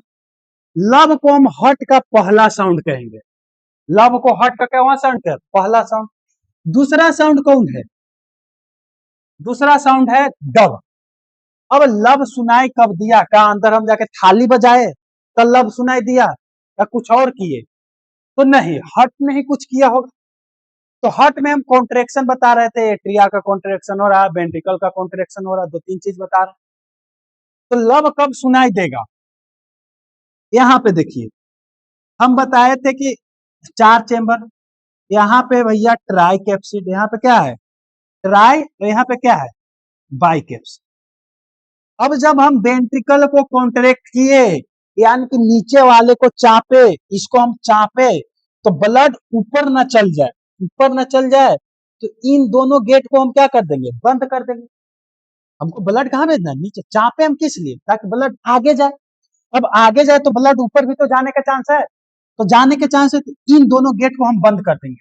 यानी कि ट्राई कैप्सिड और बाई कैप्सिड गेट को क्या कर दिए? बंद कर दिए। अब जैसे ही हम बंद किए तो कौन सा साउंड है? लब है। आया लब। यानी कि जब हम एट्रियोवेंट्रिकुलर बल्बा, यानी कि ट्राई कैप्सिड और बाई कैप्सिड बल्बा को क्या होता है? बंद होता है। यानी कि जब वेंट्रिकल सिस्टोल करेगा, सिस्टोल मतलब कॉन्ट्रेक्शन, जब हम वेंट्रिकल को ऐसे चापे, तो चापे तो ट्राई कैप्सिड और बाई कैप्सिड बल्बा को बंद करना पड़ेगा। बंद करना पड़ेगा तो कौन सा साउंड सुनाई देगा? लब साउंड सुनाई देगा। कौन सा साउंड सुनाई देगा? लब। ये S1 साउंड होता है, एक लंबा होता है और कम पिच। जैसे बोलिए लब, क्या है? लब। डब, लब तुरंत बोल दिए, लब तुरंत बोल दिए, लेकिन इसका आवाज थोड़ा सा ज्यादा है। लब, दब, लब दब देर तक सुनाई देगा, इसकी इसका पिच क्या हो जाएगा? ज्यादा हो जाएगा। क्या है? लब डब, लब डब, डब छोटा है। समझ में आ गया? अब है डब। तो डब कब सुनाई देगा? जब हम वेंट्रिकल को चापे तो ब्लड बाहर निकल गया, बाहर निकल गया तो वेंट्रिकल को भरना भी तो है, तो भरना है तो क्या करेंगे? भरना है तो जैसे मान लीजिए ऊपर से ऐसे ब्लड आ रहा है, ऊपर से ब्लड आ रहा है, तो हम कब भरेंगे? अब नीचे वाला गेट भी हम खोल दिए, तो ब्लड तो सब डायरेक्ट नीचे चल जाएगा। तो इसको भरने के लिए हम क्या करेंगे कि नीचे के जो सेमी लूनर बल्बा है, जो सेमी लूनर बल्बा है, इसको क्या कर देंगे? बंद कर देंगे। क्यों बंद किए? ताकि ये जो वेंट्रिकल है बढ़िया से भर जाए, ब्लड इसमें प्रॉपर भरे। और जब ब्लड प्रॉपर भरने के लिए हम क्या किए? सेमी लूनर बल्बा को बंद कर दिए। जैसे बंद किए कौन सा साउंड आ गया? डब साउंड आ गया। यानी कि जब सेमी लूनर बल्बा बंद होते हैं, क्या करे? कौन सा साउंड सुनाई देगा? डब सुनाई देगा।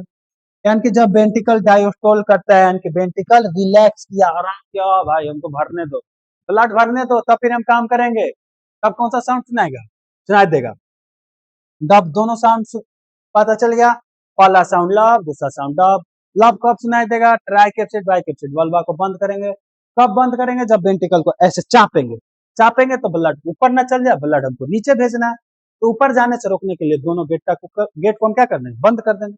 उसी प्रकार जब ब्लड हम बाहर ही भेज दे तो ब्लड को भरना भी पड़ेगा, तो ब्लड को भरने के लिए हम क्या किए कि नीचे के जो बल्बा था उसको हम क्या किए, बंद कर दिए। बंद कर दिए तो डब साउंड आया। समझ में आ गया, दोनों साउंड समझ में आया। चलिए उसके बाद हम देखते हैं, अब हम आपको बताते हैं कार्डियक साइकिल क्या है। कार्डियक साइकिल, तो कार्डियक साइकिल से पहले हम दो तीन चीज आपको बता देते हैं। कार्डियक साइकिल है क्या, कार्डियक साइकिल क्या है। हम आपको क्या बताए थे कि एक मिनट में हार्ट कितना बार धड़क रहा है, 72 बार। यानी कि 60 सेकंड में कितना बार, 72 बार। यानी कि इसको ऐसे कह सकते हैं कि 72 बार धड़कने के लिए 60 सेकंड समय ले रहा है। 72 बार धड़कने के लिए क्या कितना समय ले रहा है, 60 सेकंड। तो एक बार धड़कने में कितना समय लेगा, तो 60/72, 60/72। इसको हम काटेंगे तो 0.8 सेकेंड, 0.8 सेकेंड आएगा। अब एक बार हार्ट को धड़कने में 0.8 सेकेंड लग रहा है। एक बार धड़कने का क्या मतलब हुआ, यानी कि एक बार कॉन्ट्रैक्ट किया होगा, एक बार कॉन्ट्रैक्ट किया होगा और एक बार रिलैक्स किया होगा। एक बार रिलैक्स किया मतलब एक बार खूब कमाया और एक बार खूब मेहनत किया। तो मेहनत में एक बार किया यानी कि एक बार कॉन्ट्रैक्शन किया, एक बार रिलैक्स किया। तो इसी दोनों को हम कहते हैं कार्डियक साइकिल। क्या कहते हैं, कार्डियक साइकिल। और कार्डियक साइकिल होता कितना सेकंड के, 0.8 सेकंड के। समझ में आ गया। अब एक बार धड़क रहा है, एक बार रिलैक्स कर रहा है, तो हार्ट में कितना चीज है, दो चीज है, एट्रिया और वेंट्रिकल है। तो वही तो कॉन्ट्रैक्ट भी कर रहा होगा, वही रिलैक्स भी कर रहा होगा। क्या कर रहा होगा, वही भी कॉन्ट्रैक्ट कर रहा होगा, वही भी रिलैक्स कर रहा होगा। दोनों चीज है, यानी कि एट्रिया भी कॉन्ट्रैक्ट कर रहा होगा, एट्रिया भी रेस्ट कर रहा होगा, वेंट्रिकल भी कॉन्ट्रैक्ट कर रहा होगा और वेंट्रिकल भी रिलैक्स करेगा। तो सबसे पहले हम कार्डियक साइकिल देखते हैं। तो कार्डियक साइकिल का डिफिनेशन क्या है कि जब हमारा हृदय एक बार पूरा कॉन्ट्रैक्ट और रिलैक्स होता है और शरीर में ब्लड को पंप करता है, तो उसी प्रक्रिया को हम क्या कहेंगे, कार्डियक साइकिल। एक बार ही को हम कार्डियक साइकिल कहें, मतलब एक बार हार्ट कॉन्ट्रैक्ट हुआ, एक बार रिलैक्स हुआ, एक बार धड़का, ऐसे ऐसे ऐसे कॉन्ट्रैक्ट रिलैक्स, एक बार को हम क्या कहें, कार्डियक साइकिल।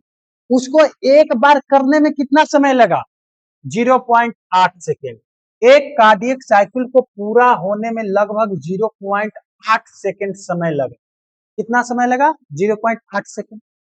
0.8 सेकेंड लगा तो दो चीजें, एट्रिया भी कॉन्ट्रैक्ट किया होगा, एट्रिया भी रेस्ट किया होगा, वेंट्रिकल भी कॉन्ट्रैक्ट किया होगा, वेंट्रिकल भी रिलैक्स किया होगा, दो चीज होगा। अब हम वेंट्रिकल और कॉन्ट्रैक्ट और रिलैक्स को हम यहाँ पे दूसरा वर्ड पढ़ें। दूसरा वर्ड क्या है, हम इसमें आपको पढ़ाएंगे सिस्टोल और डायोस्टोल, सिस्टोल और डायोस्टोल। तो हम कॉन्ट्रैक्ट और रिलैक्स बार बार बोल रहे हैं, कॉन्ट्रैक्ट रिलैक्स, संकुचन और फैलना। तो सिस्टोल को हम बोलेंगे कॉन्ट्रैक्शन, सिस्टोल को हम क्या बोलेंगे, कॉन्ट्रैक्शन। यानी कि ऐसे भी कह सकते हैं कि कॉन्ट्रैक्शन को हम कार्डियक साइकिल में सिस्टोल पढ़ेंगे और रिलैक्सेशन को यानी कि रिलैक्स को हम कार्डियक साइकिल में डायोस्टोल पढ़ेंगे। क्या पढ़ेंगे, डायोस्टोल। और यही को हम जब ईसीजी पढ़ाएंगे तो डीपोलराइजेशन और रीपोलराइजेशन पढ़ाएंगे। यानी कि इसी चीज को, बस सेम चीज है, कॉन्ट्रैक्शन, सिस्टोल, डीपोलराइजेशन, या रिलैक्स कहो या डायोस्टोल कहो या रीपोलराइजेशन कहो, तीनों चीज क्या है, सेम। सिस्टोल मतलब जब भी हम सिस्टोल बोले तो कॉन्ट्रैक्शन, जब भी हम डायोस्टोल बोले तो रिलैक्सेशन। अब इसमें दो चीज होगा, एक एट्रिया काम करेंगे और एक वेंट्रिकल का करेंगे। एक क्या करेंगे, एट्रिया को, एक वेंट्रिकल। तो देखिए इसमें ये है भैया पूरा कार्डियक साइकिल। ये क्या है, ये पूरा है कार्डियक साइकिल। क्या है, कार्डियक साइकिल। जनरली हम क्या बताते हैं कि एट्रिया छोटा होता है, वेंट्रिकल क्या होता है, बड़ा होता है। वेंट्रिकल का बड़ा होता है। उसी हिसाब से जब एट्रिया छोटा है तो इसमें एट्रिया के लिए हम छोटा बॉक्स बनाएंगे, एट्रिया के लिए छोटा बॉक्स। तो जो ए वाला लाइनिंग दिखाई दे रहा है ए, ये क्या है? एट्रिया है। क्या है? एट्रिया। और जो ये बड़ा वाला लाइनिंग दिखाई दे रहा है, ये क्या है? ये है वेंट्रिकल। ये क्या है? वेंट्रिकल। अब 0.8 सेकेंड दोनों को मिला, एट्रिया को भी मिला और वेंट्रिकल को भी मिला। एट्रिया को भी मिला 0.8 सेकेंड और वेंट्रिकल को भी मिला, वेंट्रिकल को भी कितना मिला? 0.8 सेकेंड। अब देखते हैं कि दोनों काम कितना करता है। तो सबसे पहले हम एट्रिया को देखते हैं कि 0.8 सेकेंड में कितना काम कर रहा है और कितना सेकेंड रेस्ट कर रहा है। तो एट्रिया को देखते हैं तो 0.1 सेकेंड, 0.1 सेकेंड क्या करता है? सिस्टोल करता है, यानी कि एट्रियल सिस्टोल। एट्रियल सिस्टोल यानी कि एट्रिया 0.8 सेकेंड में 0.1 सेकेंड क्या कर रहा है? सिस्टोल कर रहा है। तो अब 0.1 सेकेंड सिस्टोल मतलब कॉन्ट्रैक्ट कर रहा है, तो रेस्ट कितना कर रहा है? यानी कि एट्रियल डायस्टोल कितना करेगा? जो बच गया तो कितना बच गया? 0.7 सेकेंड। दोनों को जोड़ेंगे तो 0.8 सेकेंड आ गया। यानी कि कह सकते हैं कि एट्रिया को भी मिला 0.8 सेकेंड, लेकिन एट्रिया 0.8 सेकेंड में 0.1 सेकेंड क्या किया? रेस्ट किया, भले कॉन्ट्रैक्ट किया, और 0.7 सेकेंड क्या किया? रिलैक्स किया। अब आते हैं वेंट्रिकल पे। तो वेंट्रिकल को भी 0 पॉइंट कितना मिला? 8 सेकेंड। तो इसमें देखे कि भाई बड़ा है तो काम भी बड़ा करना पड़ेगा, देरी तक करना पड़ेगा। ये काम किया 0.3 सेकेंड। ये जो लाइनिंग दिखाई दे रहा ये वाला 0.1, 0.2, 0.3, यानी कि वेंट्रिकल कितना सेकेंड तक काम कर रहा है? 0.3 सेकेंड तक। अब 0 पॉइंट यानी कि कह सकते हैं कि वेंट्रिकल सिस्टोल कितना सेकेंड तक कर रहा है? 0.3 सेकेंड तक। तो वेंट्रिकल डायस्टोल कितना सेकेंड तक करेगा? वेंट्रिकल डायस्टोल कितना सेकेंड तक करेगा?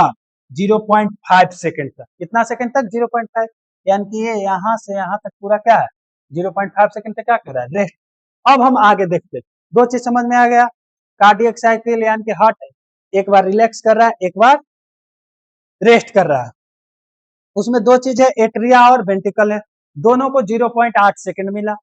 तो एट्रिया छोटा है तो बेचारा का काम भी छोटा है। तो 0.8 सेकेंड में क्या किया कि अपना 0.1 सेकेंड रेस्ट, भले काम किया तो उसको बोले एट्रियल सिस्टोल, और बाकी समय किया रेस्ट, रेस्ट किया तो उसको बोले एट्रियल डायोस्टोल। एट्रियल क्या बोले? एट्रियल डायोस्टोल। एट्रियल डायोस्टोल। एट्रियल क्या है? डायोस्टोल। 0.7 सेकेंड रेस्ट दिया। अब आया वेंट्रिकल। वेंट्रिकल बड़ा है साइज में तो काम भी इसको बड़ा करना पड़ेगा। तो ये अपना 0.3 सेकेंड तक क्या किया? काम किया। तो काम किया तो इसको हम क्या बोले? वेंट्रिकल सिस्टोल बोले। और रेस्ट कितना किया? रेस्ट जो समय बच गया उसमें रेस्ट करेगा, यानी कि 0.5 सेकेंड तक क्या किया? रेस्ट करेंगे।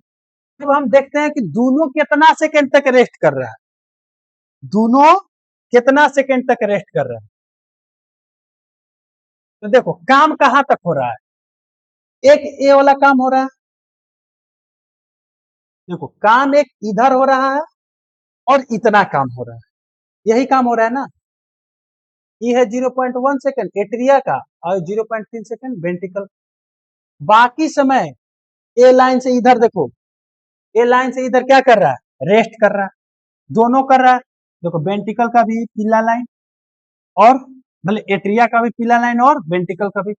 गिनो 0.1, 0.2, 0.3 और 0.4, यानी कि कह सकते हैं कि 0.4 सेकेंड तक दोनों रेस्ट कर रहे हैं। एट्रिया भी और वेंट्रिकल भी। एट्रिया वेंट्रिकल क्या कर रहा है? रेस्ट कर रहा है। अब ये जब दोनों रेस्ट कर रहा है तो इसी को हम बोलते हैं ज्वाइंट डायोस्टोल। क्या बोलते हैं? ज्वाइंट डायोस्टोल। समझ में आ गया ज्वाइंट डायोस्टोल? जब एट्रिया और वेंट्रिकल दोनों रेस्ट करेगा उसको हम क्या बोलेंगे? ज्वाइंट डायोस्टोल बोलेंगे। समझ में आ गया? चलिए अब हम इसी को जो हम पढ़ाए इसी को हम डिटेलिंग में देख लीजिए। कार्डियक साइकिल बताया। कार्डियक साइकिल क्या है? कार्डियक साइकिल एक बार कॉन्ट्रैक्ट कर रहा है, एक बार रिलैक्स कर रहा है, उसको कार्डियक साइकिल कहे। कार्डियक साइकिल एक बार करने में कितना समय लग रहा है? 0.8 सेकेंड। तो सबसे पहले एट्रिया देखते हैं, एट्रिया कैसे सेकेंड तक काम कर रहा है? एट्रिया कितना सेकेंड तक काम कर रहा है? 0.1 सेकेंड। जब काम कर रहा है तो इसको हम क्या बोल रहे हैं? एट्रियल सिस्टोल, यानी कि एट्रिया का क्या हो रहा है? संकुचन यानी कि कॉन्ट्रैक्शन। जब लेफ्ट एट्रिया और राइट एट्रिया सिकुड़ते हैं, सिकुड़ा ऐसे, तो ब्लड कहाँ गया? वेंट्रिकल में। कितना सेकेंड तक सिकुड़ा? 0.1 सेकेंड तक सिकुड़ा। यानी कि ए बी बल्बा, ट्राइकैप्सिड बाइकैप्सिड बल्बा क्या हो जाएगा? खुल जाएगा। खुल जाएगा। देखो यहीं पे है ना, यहाँ पे क्या था? ट्राइकैप्सिड, यहाँ पे बाइकैप्सिड। अब जब हम इसको चाप रहे हैं, इसे चाप रहे हैं, इसको ऐसे धर के चाप रहे हैं, तो ब्लड नीचे आना चाहिए। तो नीचे आना चाहिए, तो इस गेट को खोलेंगे तब ना ब्लड नीचे आएगा। यानी कि ट्राइकैप्सिड और बाइकैप्सिड बल्बा को क्या कर देंगे? खोल देंगे, तो ब्लड कहाँ चल जाएगा? वेंट्रिकल में चल जाएगा। कहाँ चल जाएगा? वेंट्रिकल में। कितना सेकंड तक चापे? 0.1 सेकंड। एट्रिया से ब्लड नीचे वेंट्रिकल में जाता है, यही बात। एट्रियल सिस्टोल का मतलब समझ में आ गया। एट्रिया को चापे तो नीचे के जो बल्बा है उसको खोलना पड़ेगा, ट्राइकैप्सिड बाइकैप्सिड बल्बा को खोलना पड़ेगा। खोलेंगे तो ब्लड एट्रिया से वेंट्रिकल में जाएगा। कितना सेकंड तक हम काम किए वहां पे? 0.1 सेकंड तक। यानी कि इसी में हम कह सकते हैं कि एट्रियल सिस्टोल तो पढ़ लिए, यानी कि हम बोल सकते हैं कि एट्रियल डायोस्टोल 0.7 सेकंड तक हो। कितना होगा? 0.7 सेकंड तक। समझ में? एट्रिया का काम तमाम। अब हम देखते हैं वेंट्रिकल। अब है वेंट्रिकल सिस्टोल। वेंट्रिकल सिस्टोल मतलब वेंट्रिकल को चापेंगे। क्या करेंगे? वेंट्रिकल को चापेंगे। लो भैया, कितना सेकंड तक चापे वेंट्रिकल? पहला तो वेंट्रिकल को चापेंगे तो ब्लड नीचे जाना चाहिए, तो ऊपर बल्बा को क्या कर देंगे? क्लोज कर। ऊपर बल्बा का यानी कि ट्राइकैप्सिड बाइकैप्सिड बल्बा को क्या कर देंगे? बंद कर देंगे। यानी कि एबी बल्बा को बंद कर दे। अभी बताया था कि जब ट्राइकैप्सिड और बाइकैप्सिड बल्बा को बंद करेंगे तो साउंड है। कौन सा साउंड है? साउंड। कौन सा साउंड है? कौन सा? कब? कितना सेकंड तक हम चापे? 0.3 सेकंड। अब जब इतना सेकंड तक चापे तो बचा कितना समय? 0.5 सेकंड। इसको क्या बोले? वेंट्रिकल डायोस्टोल। क्या बोले? वेंट्रिकल डायोस्टोल। समझ में आ गया? वेंट्रिकल डायोस्टोल क्या है? कब कितना सेकंड तक काम करेगा? 0.5 सेकंड। अब है ज्वाइंट डायोस्टोल। ज्वाइंट डायोस्टोल अभी बताया कि जब दोनों रेस्ट करेगा, यानी कि जब पूरा हार्ट क्या करता? आराम करता। पूरा हार्ट, हार्ट में दो ही चीज ना है, एट्रिया और वेंट्रिकल है, तो दोनों ही आराम कर रहा है। दोनों आराम मतलब पूरा हार्ट ही आराम कर रहा है। यानी कि एट्रिया प्लस वेंट्रिकल दोनों क्या करता है? रिलैक्स कर रहा है। अब रिलैक्स करेगा तो सेमी लूनर बल्बा बंद होगा, डब साउंड आएगा। अब जब रिलैक्स किए तो यहाँ से ब्लड इसमें आएगा। ब्लड इसमें आएगा तो यहाँ से तो नीचे जाना नहीं चाहिए। अभी एक बार में भेजना है, एक बार में भेजना है, तो इस बल्बा को क्या कर देंगे? बंद कर दिया। कौन सा bulb? Semi lunar bulb. Semi lunar बल्बा को बंद करे। बंद करे जब कौन सा साउंड आ गया? डब। कौन सा साउंड है? Second sound. कितना सेकंड तक? 0.4 सेकंड तक। दोनों चीज समझ में आ गया। कार्डियक साइकिल क्या है? कार्डियक साइकिल जब हार्ट एक बार कॉन्ट्रैक्ट करता है, एक बार रिलैक्स करता है, उसको हम क्या बोलते हैं? Cardiac cycle. Cardiac cycle 0.8 second तक है। 0.8 सेकंड एट्रिया को भी दिए और वेंट्रिकल को भी दिए। एट्रिया छोटा होता है तो काम भी छोटे चुका करेगा। यानी कि 0.8 सेकंड में 0.1 सेकंड क्या किया? कॉन्ट्रैक्ट किया। कॉन्ट्रैक्ट किया तो उसी को बोलिए एट्रियल सिस्टोल बोले। अब 0.7 सेकंड तक डायोस्टोल किया तो भले रिलैक्स किया तो उसी को हम एट्रियल डायोस्टोल बोल दिए। अब उसी समय को हम वेंट्रिकल को भी दे दिए कि लो भाई तुमको भी इक्वल है। अब उसको भी 0.8 सेकंड मिला तो बड़ा है तो काम भी थोड़ा सा बड़ा किया, 0.3 सेकंड तक कॉन्ट्रैक्ट किया।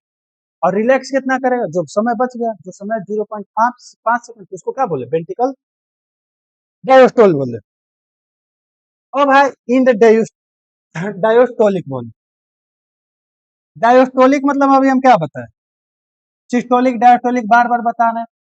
डायस्टोलिक मतलब रिलैक्स। क्या है? रिलैक्स। End diastolic volume. क्या लिखा हुआ है? इन डायोस्टोलिक वॉल्यूम वह मात्रा होती है जो वेंट्रिकल में पूरी तरह भरने के बाद मौजूद रहती है।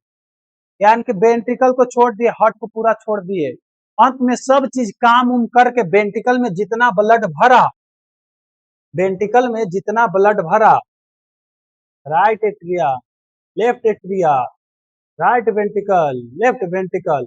अब इसमें जितना ब्लड एक बार में भर जाए, एक बार हार्ट बीट किया जितना ब्लड भर गया उसी को हम क्या बोले, इंड डायोस्टोलिक वॉल्यूम बोले। क्या बोले, इंड डायोस्टोलिक। एक बार में इसमें ब्लड 120 ml भरता है। कितना भरता है, 120 ml। समान वॉल्यूम कितना है, 120 से 130 ml। यानी कि कह सकते हैं कि एक बार में वेंट्रिकल में जितना ब्लड भरा उसको इंड डायोस्टोलिक वॉल्यूम, शॉर्ट में ईडीबी। क्या है, ईडीबी। अब ब्लड को भर दिए तो ब्लड को बाहर भेजेंगे भी, तो ब्लड को बाहर भेजने के लिए ब्लड को क्या करना पड़ेगा, वेंट्रिकल को चापना पड़ेगा। तो जब हम वेंट्रिकल को चापेंगे यानी कि वेंट्रिकल सिस्टोल करेंगे तो यहाँ पे 120 ml ब्लड भरा था हर एक, मतलब पूरा चैम्बर में कह सकते हैं। तो जब यहां से ब्लड बाहर जाएगा तो यहां से जब इसको चापे तो ब्लड 70 ml बाहर चल जाता है। 70 ml कहां चल जाता है, बाहर। और 50 ml अंदर ही बच जाता है। 50 ml कहां बच गया, अंदर। अब जो है अंदर ब्लड बच गया इसी को हम क्या बोलेंगे, इंड सिस्टोलिक वॉल्यूम। क्या बोलेंगे, इंड सिस्टोलिक। यानी कि जब वेंट्रिकल ने सारा ब्लड एट्रिया में पंप कर दिया तो फिर भी थोड़ी मात्रा में क्या होता है, ब्लड अंदर बच जाती है, उसी को क्या बोलते हैं, ईएसबी। क्या है, ईएसबी। कितना बच जाता है, 50 में।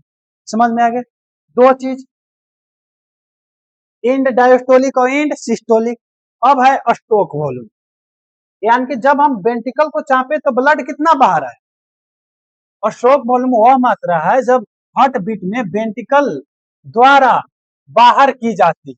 तो कितना की जाती है, 70 ml। कितना किया जाता है, देखो भरा 120 ml, कितना भरा 120 ml, बाहर कितना हम निकाल दिए 70 ml, बच गया कितना अंदर 50 ml। भरे थे तो इसको हम बोले EDB, EDB end diastolic volume. निकाले तो इसको हम बोले स्ट्रोक वॉल्यूम, और जो अंदर रह गया उसको हम बोले इंड सिस्टोलिक। समझ में आ गया तीनों चीज। यानी कि एक बार में हृदय से बाहर निकालने वाला रक्त एक बार में कितना निकलेगा, 70।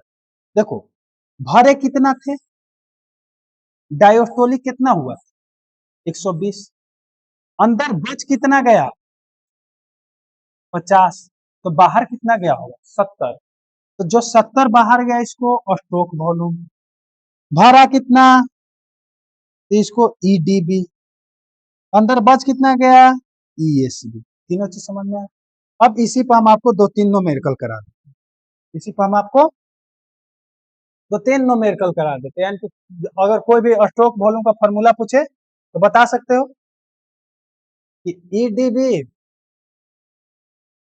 EDB minus ESB. अब हम थोड़ा सा कार्डियक आउटपुट थोड़ा सा बता दें। कार्डियक आउटपुट, कार्डियक मतलब हार्ट, और आउटपुट मतलब बाहर, बाहर कितना निकला ब्लड। तो एक बार में कितना ब्लड निकल रहा है 70 ml, और एक मिनट में धड़क कितना रहा है 72, यानी जिसको हार्ट बीट कहते हैं। यानी कि कार्डियक आउटपुट का फॉर्मूला होता है स्ट्रोक वॉल्यूम गुना हार्ट बीट। तो स्ट्रोक वॉल्यूम कितना है 70, हार्ट बीट कितना होता है 72, गुना करो 70 से 49, 7 दुना 70 दुना कितना 140, यानी कि 4900 में तुम 140 जोड़ दो, 04505, यानी कि 5040 ml। यानी कि इसको सिंपल हम कह सकते हैं कि जनरली 5 लीटर कितना होगा, यानी कि एक मिनट में हार्ट 5 लीटर क्या कर रहा है, ब्लड को बाहर कितना निकाल रहा है 5 लीटर। इसी को हम क्या बोले, कार्डियक आउटपुट। क्या बोले, कार्डियक आउटपुट। अब क्वेश्चन देखो, पहला क्वेश्चन क्या है कि एक एथलीट, एथलीट मतलब वही खेल कूद करने वाला, दौड़ धूप करने वाला, एक एथलीट की हार्ट रेट एक्सरसाइज के समय 150 हो जाता, नॉर्मल कितना होता है नॉर्मल 72 होता है, बढ़ के कितना हो गया 150।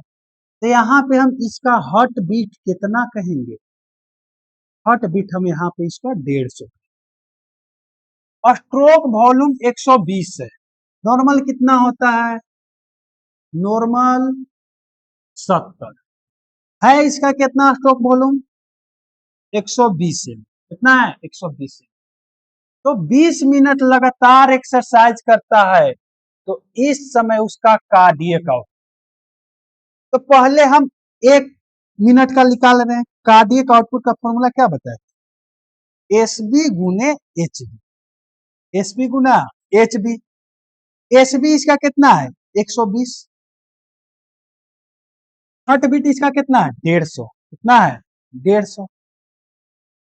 अभी कितना है 1 मिनट का आया, कितना आया 1 मिनट का, हमको कितना मिनट का पूछ रहा है 20 मिनट का। तो अगर 20 मिनट का पूछे तो 20 से गुना कर देंगे, यानी 120 गुना 150 गुना और 20, तो 15 दूना 30, 15 पहले डबल जीरो और 15 दूना 30, तो 3000 हो गया, और 3000 गुने 1200, 12 तिया 36, और 3 जीरो 2 जीरो इधर 5 जीरो हो गया, यानी कि इतना क्या हो गया ml हो गया। अगर इसी में हमारे 1000 से भागा दे देते 3 जीरो से 3 जीरो, यानी कि 3600 कह सकते हैं, 3600 क्या हो जाएगा लीटर। समझ में आ गया, क्वेश्चन समझ में आ गया। उसके बाद आगे क्वेश्चन देखिए, आगे है कि एक एथलीट से निम्नलिखित जानकारी दी गई है, एक एथलीट से निम्नलिखित जानकारी दी गई, उसका ईडीवी कितना है, ईडीवी दिया हुआ है 160 है, ईडीवी 160 है, ईएसबी, ईएसबी कितना दिया हुआ है 50 MM, ESB 50 MM, heart beat कितना दिया हुआ है, हार्ट बीट दिया हुआ है 50। पहले ईडीबी और ईएसबी दिया है तो यहां से हम स्ट्रोक वॉल्यूम निकाल देते हैं, और स्ट्रोक वॉल्यूम क्या होगा ईडीबी माइनस ईएसबी, ईडीबी कितना है 160 माइनस 50, तो कितना हो जाएगा 110 है, कितना हो जाएगा 110 है, 110 ml। अब पूछ क्या रहा है स्ट्रोक वॉल्यूम, तो स्ट्रोक वॉल्यूम तो हमको पता चल गया 110 ml, कितना आ जाएगा 110। अब कार्डियक आउटपुट पूछ रहा है, तो कार्डियक आउटपुट का फॉर्मूला क्या होता है, सीए का फॉर्मूला एसबी गुना एचबी, क्या होता है एसबी गुना एचबी। अब एसबी कितना दिले है आया 110 गुना एचबी 85, गुना कर लो आंसर आ जाएगा 85, 11 85 जीरो हो जाएगा, और 8 पॉइंट कितना हो जाएगा, ओ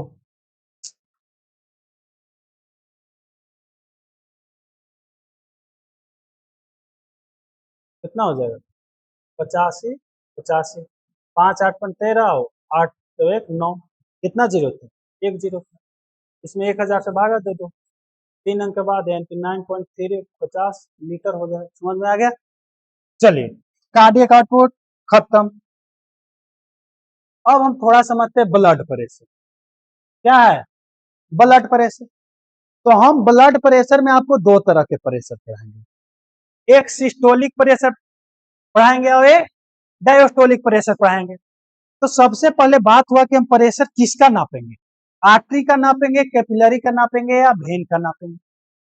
तो हम ब्लड प्रेशर नापते हैं आर्टरी का, किसका नापते हैं आर्टरी का, क्यों, क्योंकि इसका ब्लड प्रेशर ज्यादा, इसको हम मेजर आसानी से कर सकते हैं, इसीलिए हम ब्लड प्रेशर किसका नापते आर्टरी का नापते। तो ब्लड प्रेशर का डिफिनेशन क्या है, ब्लड प्रेशर वह प्रेशर होता है जो ब्लड द्वारा आर्टरी की दीवारों यानी कि वाल पर डाला जाता है तब हार्ट रक्त को, जब हार्ट रक्त को पंप करता है, यानी कि जब वेंट्रिकल से ब्लड गया एओर्टा के थ्रू बॉडी में, तो वहां पे जो ब्लड आर्टरी के दीवार पे, जैसे मान लीजिए कोई पाइप है तो पाइप में पानी जा रहा है, तो पानी पाइप पर प्रेशर डालता है, कभी कभी पाइप ही फट जाता है ज्यादा प्रेशर रहता है, तो वैसे अगर ब्लड जा रहा है तो हार्ट पर प्रेशर डालेगा। अगर ऐसे किया मतलब ऐसे ब्लड, ऐसे पाइप है उस पर अगर ऐसे झटका दिया तो उसको हम सिस्टोलिक प्रेशर, कौन सा प्रेशर, सिस्टोलिक।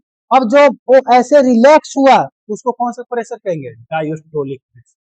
यानी कि दो प्रकार के प्रेशर, एक सिस्टोलिक प्रेशर, एक डायस्टोलिक प्रेशर। सिस्टोलिक प्रेशर कब लगेगा, जब हार्ट कॉन्ट्रैक्ट करता है और ब्लड को पंप करता है, यानी कि ये मैक्सिमम प्रेशर होता है। कितना होता है, 120 होता है। अब आया डायस्टोलिक प्रेशर, यानी कि जब हार्ट रिलैक्स करता है तो वेंट्रिकल भरते हैं, तो मिनिमम प्रेशर 80। कितना हुआ, 180। अब यही दोनों प्रेशर को मिला के हम ब्लड प्रेशर बनाए, इसी दोनों को मिलाकर क्या बनाया, ब्लड प्रेशर। तो 120/80 mm Hg होता है। 120 कौन सा प्रेशर, सिस्टोलिक, 80 कौन सा प्रेशर, डायस्टोलिक प्रेशर। तो ब्लड प्रेशर बताया अभी, 120 बाई कितना होगा, 120 कौन सा pressure, systolic pressure, 80 diastolic pressure. और mmHg का क्या मतलब हुआ, मिलीमीटर ऑफ मरकरी। जो प्रेशर का क्या होता है, यूनिट। यह एक पार्शियल प्रेशर, क्या है, पार्शियल प्रेशर। समझ में आ गया बीपी, आगे चले, चलिए अब इसको हम नापेंगे किसके द्वारा, बीपी तो हो गया, कैसे मेजर किए, तो मेजर करने के लिए एक यंत्र है जिसको हम बोलते हैं स्फाइग्नोमैनोमीटर, स्फाइग्नो स्फाइग्नोमैनोमीटर। इसे क्या नापते हैं, बीपी नापते हैं। और अगर बीपी 90, नॉर्मल कितना होता है, नॉर्मल 120/80, और अगर 90/60 से कम है तो उसको लो बीपी कहेंगे, यानी कि हाइपोटेंशन। और अगर 140/90 से ज्यादा है तो उसको हम कहेंगे हाई बीपी, यानी कि हाइपर टेंशन। क्या कहेंगे, हाइपर टेंशन कहेंगे। समझ में आ गया। उसके बाद हम आगे देखें, उसके बाद हम डिसऑर्डर थोड़ा सा पढ़ा देते हैं। क्या है, डिसऑर्डर। तो डिसऑर्डर में पहला है हाइपरटेंशन, यानी कि हार्ट या ब्लड से रिलेटेड जो भी डिसऑर्डर होगा, यानी कि blood body fluid and circulation से रिलेटेड जो भी डिसऑर्डर होगा इसमें हम कवर करेंगे। तो पहला है हाइपरटेंशन, पहला क्या है, हाइपरटेंशन। हाइपरटेंशन तो अभी बताया कि ब्लड प्रेशर अगर 140/90 से अगर ज्यादा हुआ तो उसको क्या कहेंगे, हाई ब्लड प्रेशर कहेंगे, यानी कि हाइपरटेंशन। होता किसके कारण है, कॉज इसका क्या है, स्ट्रेस, कोई ज्यादा टेंशन ले लिया, ओबेसिटी, ज्यादा मोटा हो गया, एक्सरसाइज, ज्यादा नमक खा लिया, ज्यादा नमक खा लिया, स्मोकिंग, सुट्टा पी रहा, सिगरेट पी रहा, तो उससे क्या होगा, इन सभी कारणों से क्या होगा, ब्लड प्रेशर बढ़ जाता है। रिस्क क्या है भाई, हार्ट अटैक हो सकता है, किडनी डैमेज हो सकता है, या स्ट्रोक हो सकता है। सिम्टम क्या होगा, अक्सर जनरली कोई लक्षण नहीं देगा, जनरली देगा तो सिर दर्द देगा और चक्कर देगा। किसी को अगर घर में बीपी बढ़ जाता है तो चक्कर होने लगता है, गिरने लगता है। अब अगला टॉपिक है एथेरोस्क्लेरोसिस। इसमें बताते हैं हम आपको जनरली, एक नॉर्मल आर्टरी, एक क्या है, नॉर्मल आर्टरी। अगर नॉर्मल आर्टरी में फैट का डिपोजिशन हो जाएगा, फैट का डिपोजिशन अगर इसमें फैट का डिपोजिशन हो जाए तो ब्लड फ्लो होने में दिक्कत होगा, यहाँ से जो ब्लड जाएगा उसको दिक्कत होगा। इसी को हम एथेरोस्क्लेरोसिस कहते हैं। देखो डिफिनेशन क्या है, धमनियों में वसा का जमना, आर्टरी के वाल में फैटी, यानी कि फैट का डिपोजिशन हो जाता है, जमना। काम मतलब किसके कारण होता है, हाई कोलेस्ट्रॉल, अनहेल्दी खाना, खराब खाना खा रहे हैं, बाहर का जंक फूड खा रहे हैं, उसके कारण क्या होगा, हमारे आर्टरी में फैट का डिपोजिशन हो जाएगा। फैट का जैसे डिपोजिशन होगा हमको कौन सा डिजीज हो सकता है, डिसऑर्डर हो सकता है, एथेरोस्क्लेरोसिस। इफेक्ट क्या होगा, ब्लड फ्लो रुक जाए। जब हम पाइप ही जाम कर दिए तो उसमें कोई चीज फ्लो होगा आसानी से, नहीं। तो ब्लड फ्लो क्या होगा, रुक सकता है, हार्ट अटैक या स्ट्रोक की संभावना है। सिम्टम क्या है, वही चेस्ट पेन होगा, सांस फूलेगा, चेस्ट पेन, दर्द देने लगा, छाती। समझ में आ गया, एथेरोस्क्लेरोसिस इमेज के थ्रू भी देख सकते हैं। नॉर्मल आर्टरी, एथेरोस्क्लेरोसिस के बाद देखो फैट का डिपोजिशन होगा। अगर वीडियो चले तो वीडियो भी हम आपको दिखा सकते हैं। तो वीडियो चलेगा नहीं, आप लोग को दिखाना नहीं चाहता, वीडियो डाला। अब है एंजाइना, क्या है? Angina pectorosis, pectoris. Angina pectoris में क्या होता है कि जो आर्टरी है ना वो नैरो हो जाता है, पतला हो जाता है। नॉर्मल आर्टरी ऐसे, अगर एंजाइमा हुआ तो यही आर्टरी पतला हो, क्या हो जाएगा? पतला हो जाएगा। इमेज में देखिए ये क्या है? नॉर्मल आर्टरी है, क्या है? Normal artery. एंजाइमा हुआ तो क्या होगा? पतला होगा। तो पतला किसके कारण हो सकता है?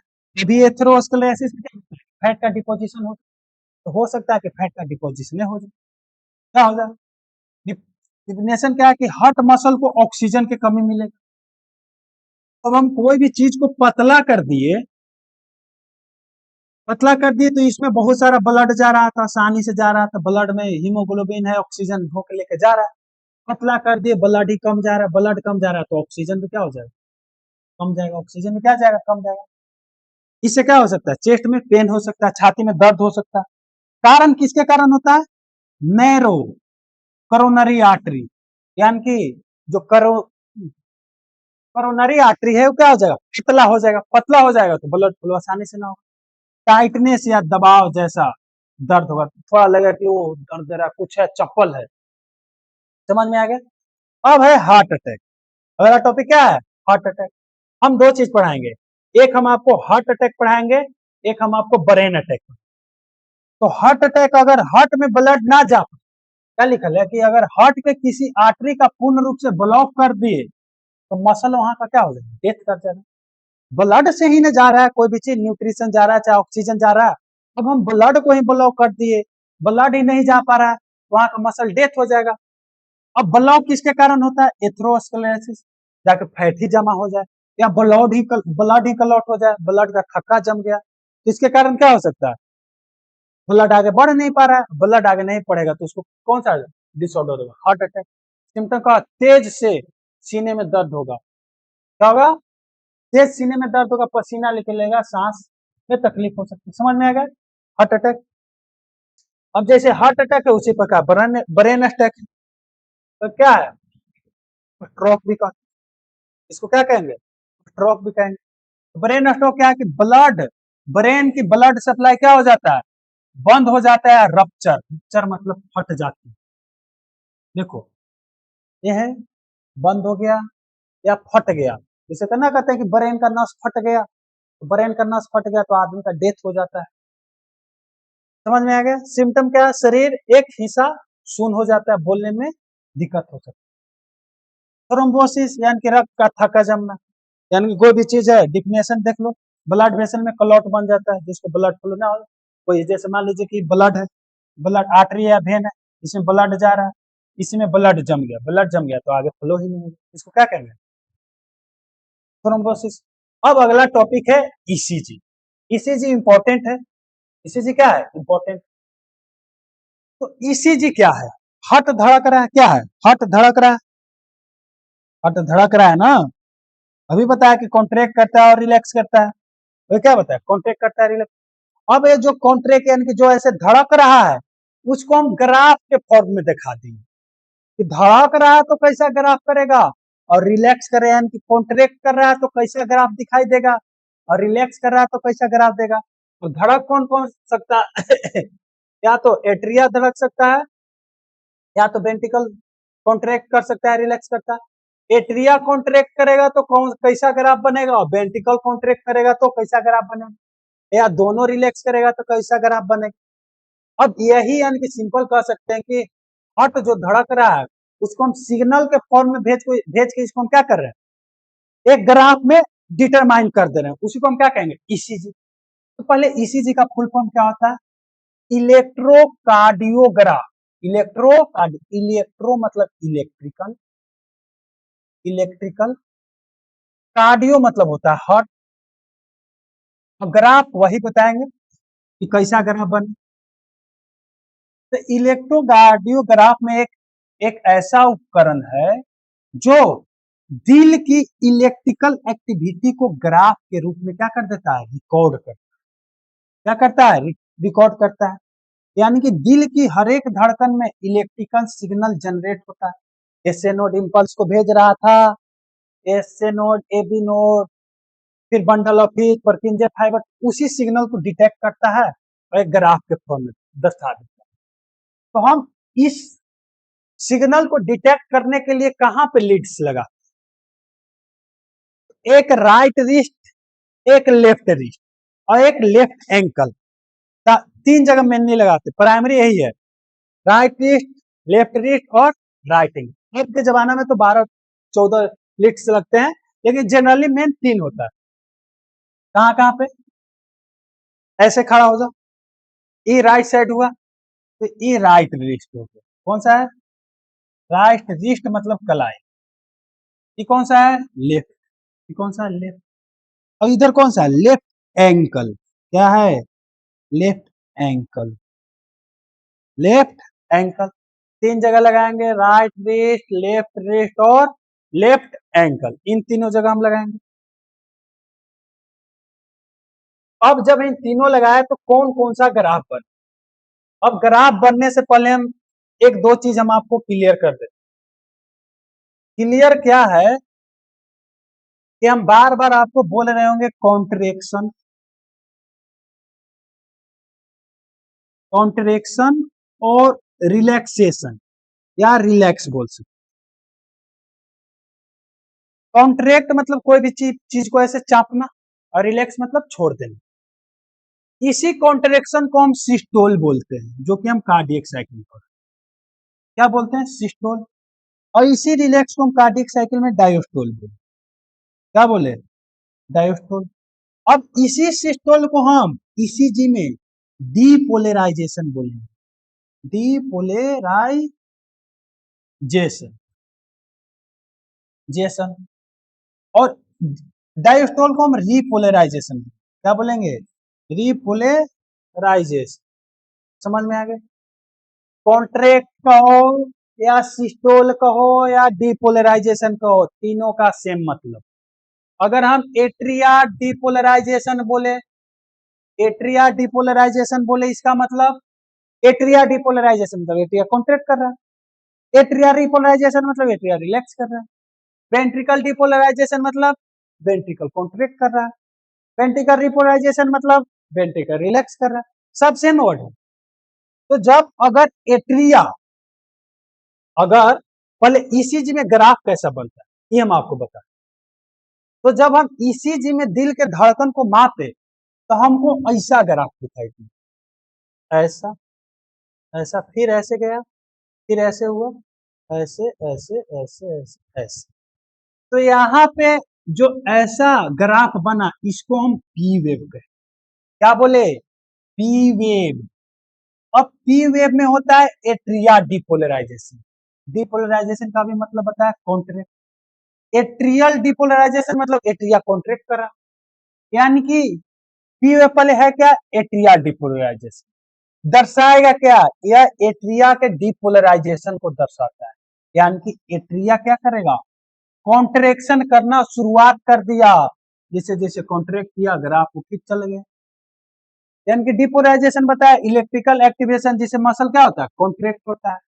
कब कॉन्ट्रैक्ट हुआ, एट्रिया कब कॉन्ट्रैक्ट हो रहा था, जब एसी नोड, एसी नोड ना एट्रिया को कॉन्ट्रैक्ट करा रहा था, ये दोनों को क्या करा था, कॉन्ट्रैक्ट करा, यानी कि एसे नोड से इंपल्स निकलने के बाद एट्रिया क्या होता है, कॉन्ट्रैक्ट होता है, यानी कि एसे नोड एट्रिया को क्या किया, कॉन्ट्रैक्ट किया, इसी को क्या बोले, डीपोलराइजेशन। अगला वेव है क्यू आर एक्स ड्यूरेशन, जिसमें इसमें क्यू वेव है, आर वेव है और एस वेव है, इन तीनों को मिला के हम बोले Q R S complex, Q R S complex,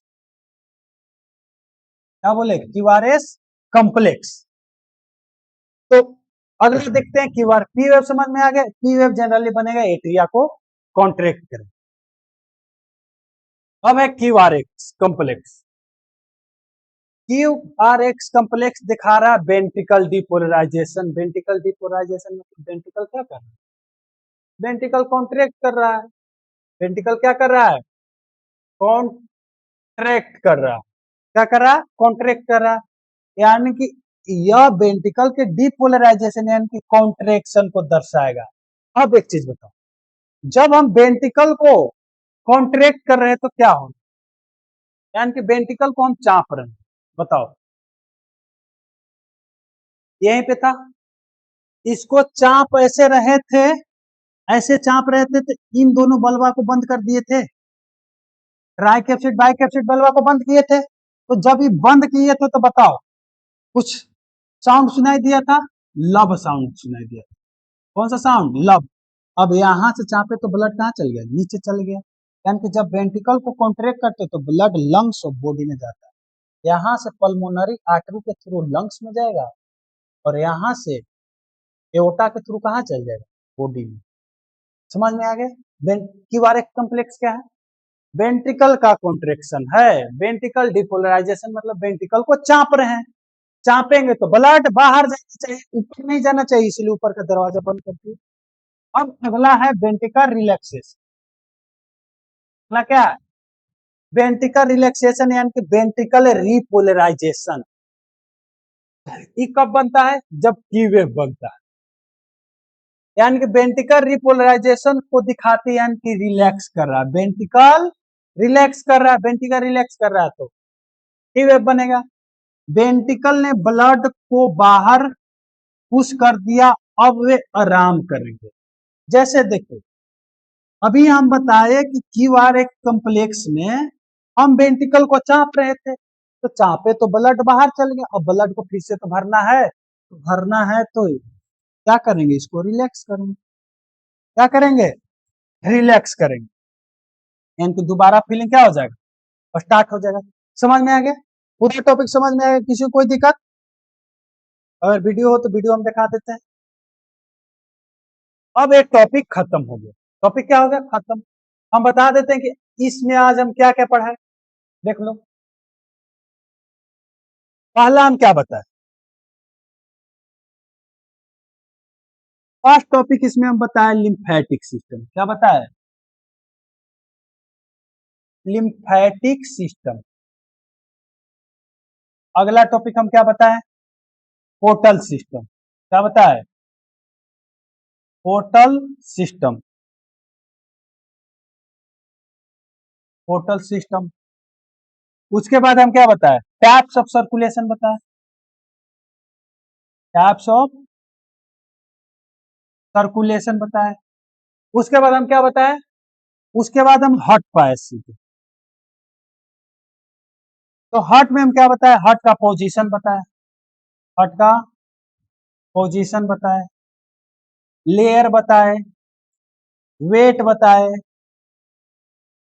इतना चीज हर्ट के बारे में बताया। फिर चैम्बर बताए, क्या बताए, चैम्बर बताए। फिर हम इसमें वल्वा बताए, उसके बाद हम कार्डियक साइकिल बताए, उसके बाद क्या बताए, कार्डियक साइकिल। उसके बाद हम क्या बताए, हर्ट साउंड बताए, हर्ट साउंड। उसके बाद हम क्या बताए, उसके बाद हम डिसऑर्डर बताए, डिसऑर्डर। उसके बाद क्या बताए, ईसीजी। चारों, इतना टॉपिक सब समझ में आ गया। अगर कोई टॉपिक में दिक्कत हो तो आप कमेंट बॉक्स में पूछ सकते हैं, और वीडियो अच्छा लगे तो लाइक कीजिए और सब्सक्राइब करें। और अगला लेक्चर जल्दी आपको तीसरा चैप्टर छूट गया है जो कि रेस्पिरेशन है, हम आपको उसको कवर करा देंगे। उसको हम चाहेंगे कि एक ही लेक्चर में हो जाए, यानी कि वन शॉट में हो जाए। ये थोड़ा सा चैप्टर लंबा था, इसीलिए हम लेक्चर 1 ले लिए। लेक्चर 1 में हम आपको ब्लड पढ़ाए, लेक्चर 1 में क्या पढ़ा है, ब्लड। और लेक्चर 2 में हम क्या कवर करते हैं, इतना टॉपिक कवर करने के बाद आप कहीं से भी क्वेश्चन लगा लीजिए, चाहे नीट का हो, चाहे नीट का हो या एनसीईआरटी का हो, नीट हो या एनसीईआरटी हो, एनसीईआरटी आपको हर जगह क्वेश्चन बन जाएगा। अगर आप कहिएगा तो हम आपको क्वेश्चन प्रैक्टिस करने के लिए हम आपको लिंक में दे सकते हैं, आपको हम कुछ क्वेश्चन दे सकते हैं। तो थैंक यू, आज के लिए इतना ही लेक्चर। उसके बाद हम आपको अगले लेक्चर में मिलते हैं, धन्यवाद।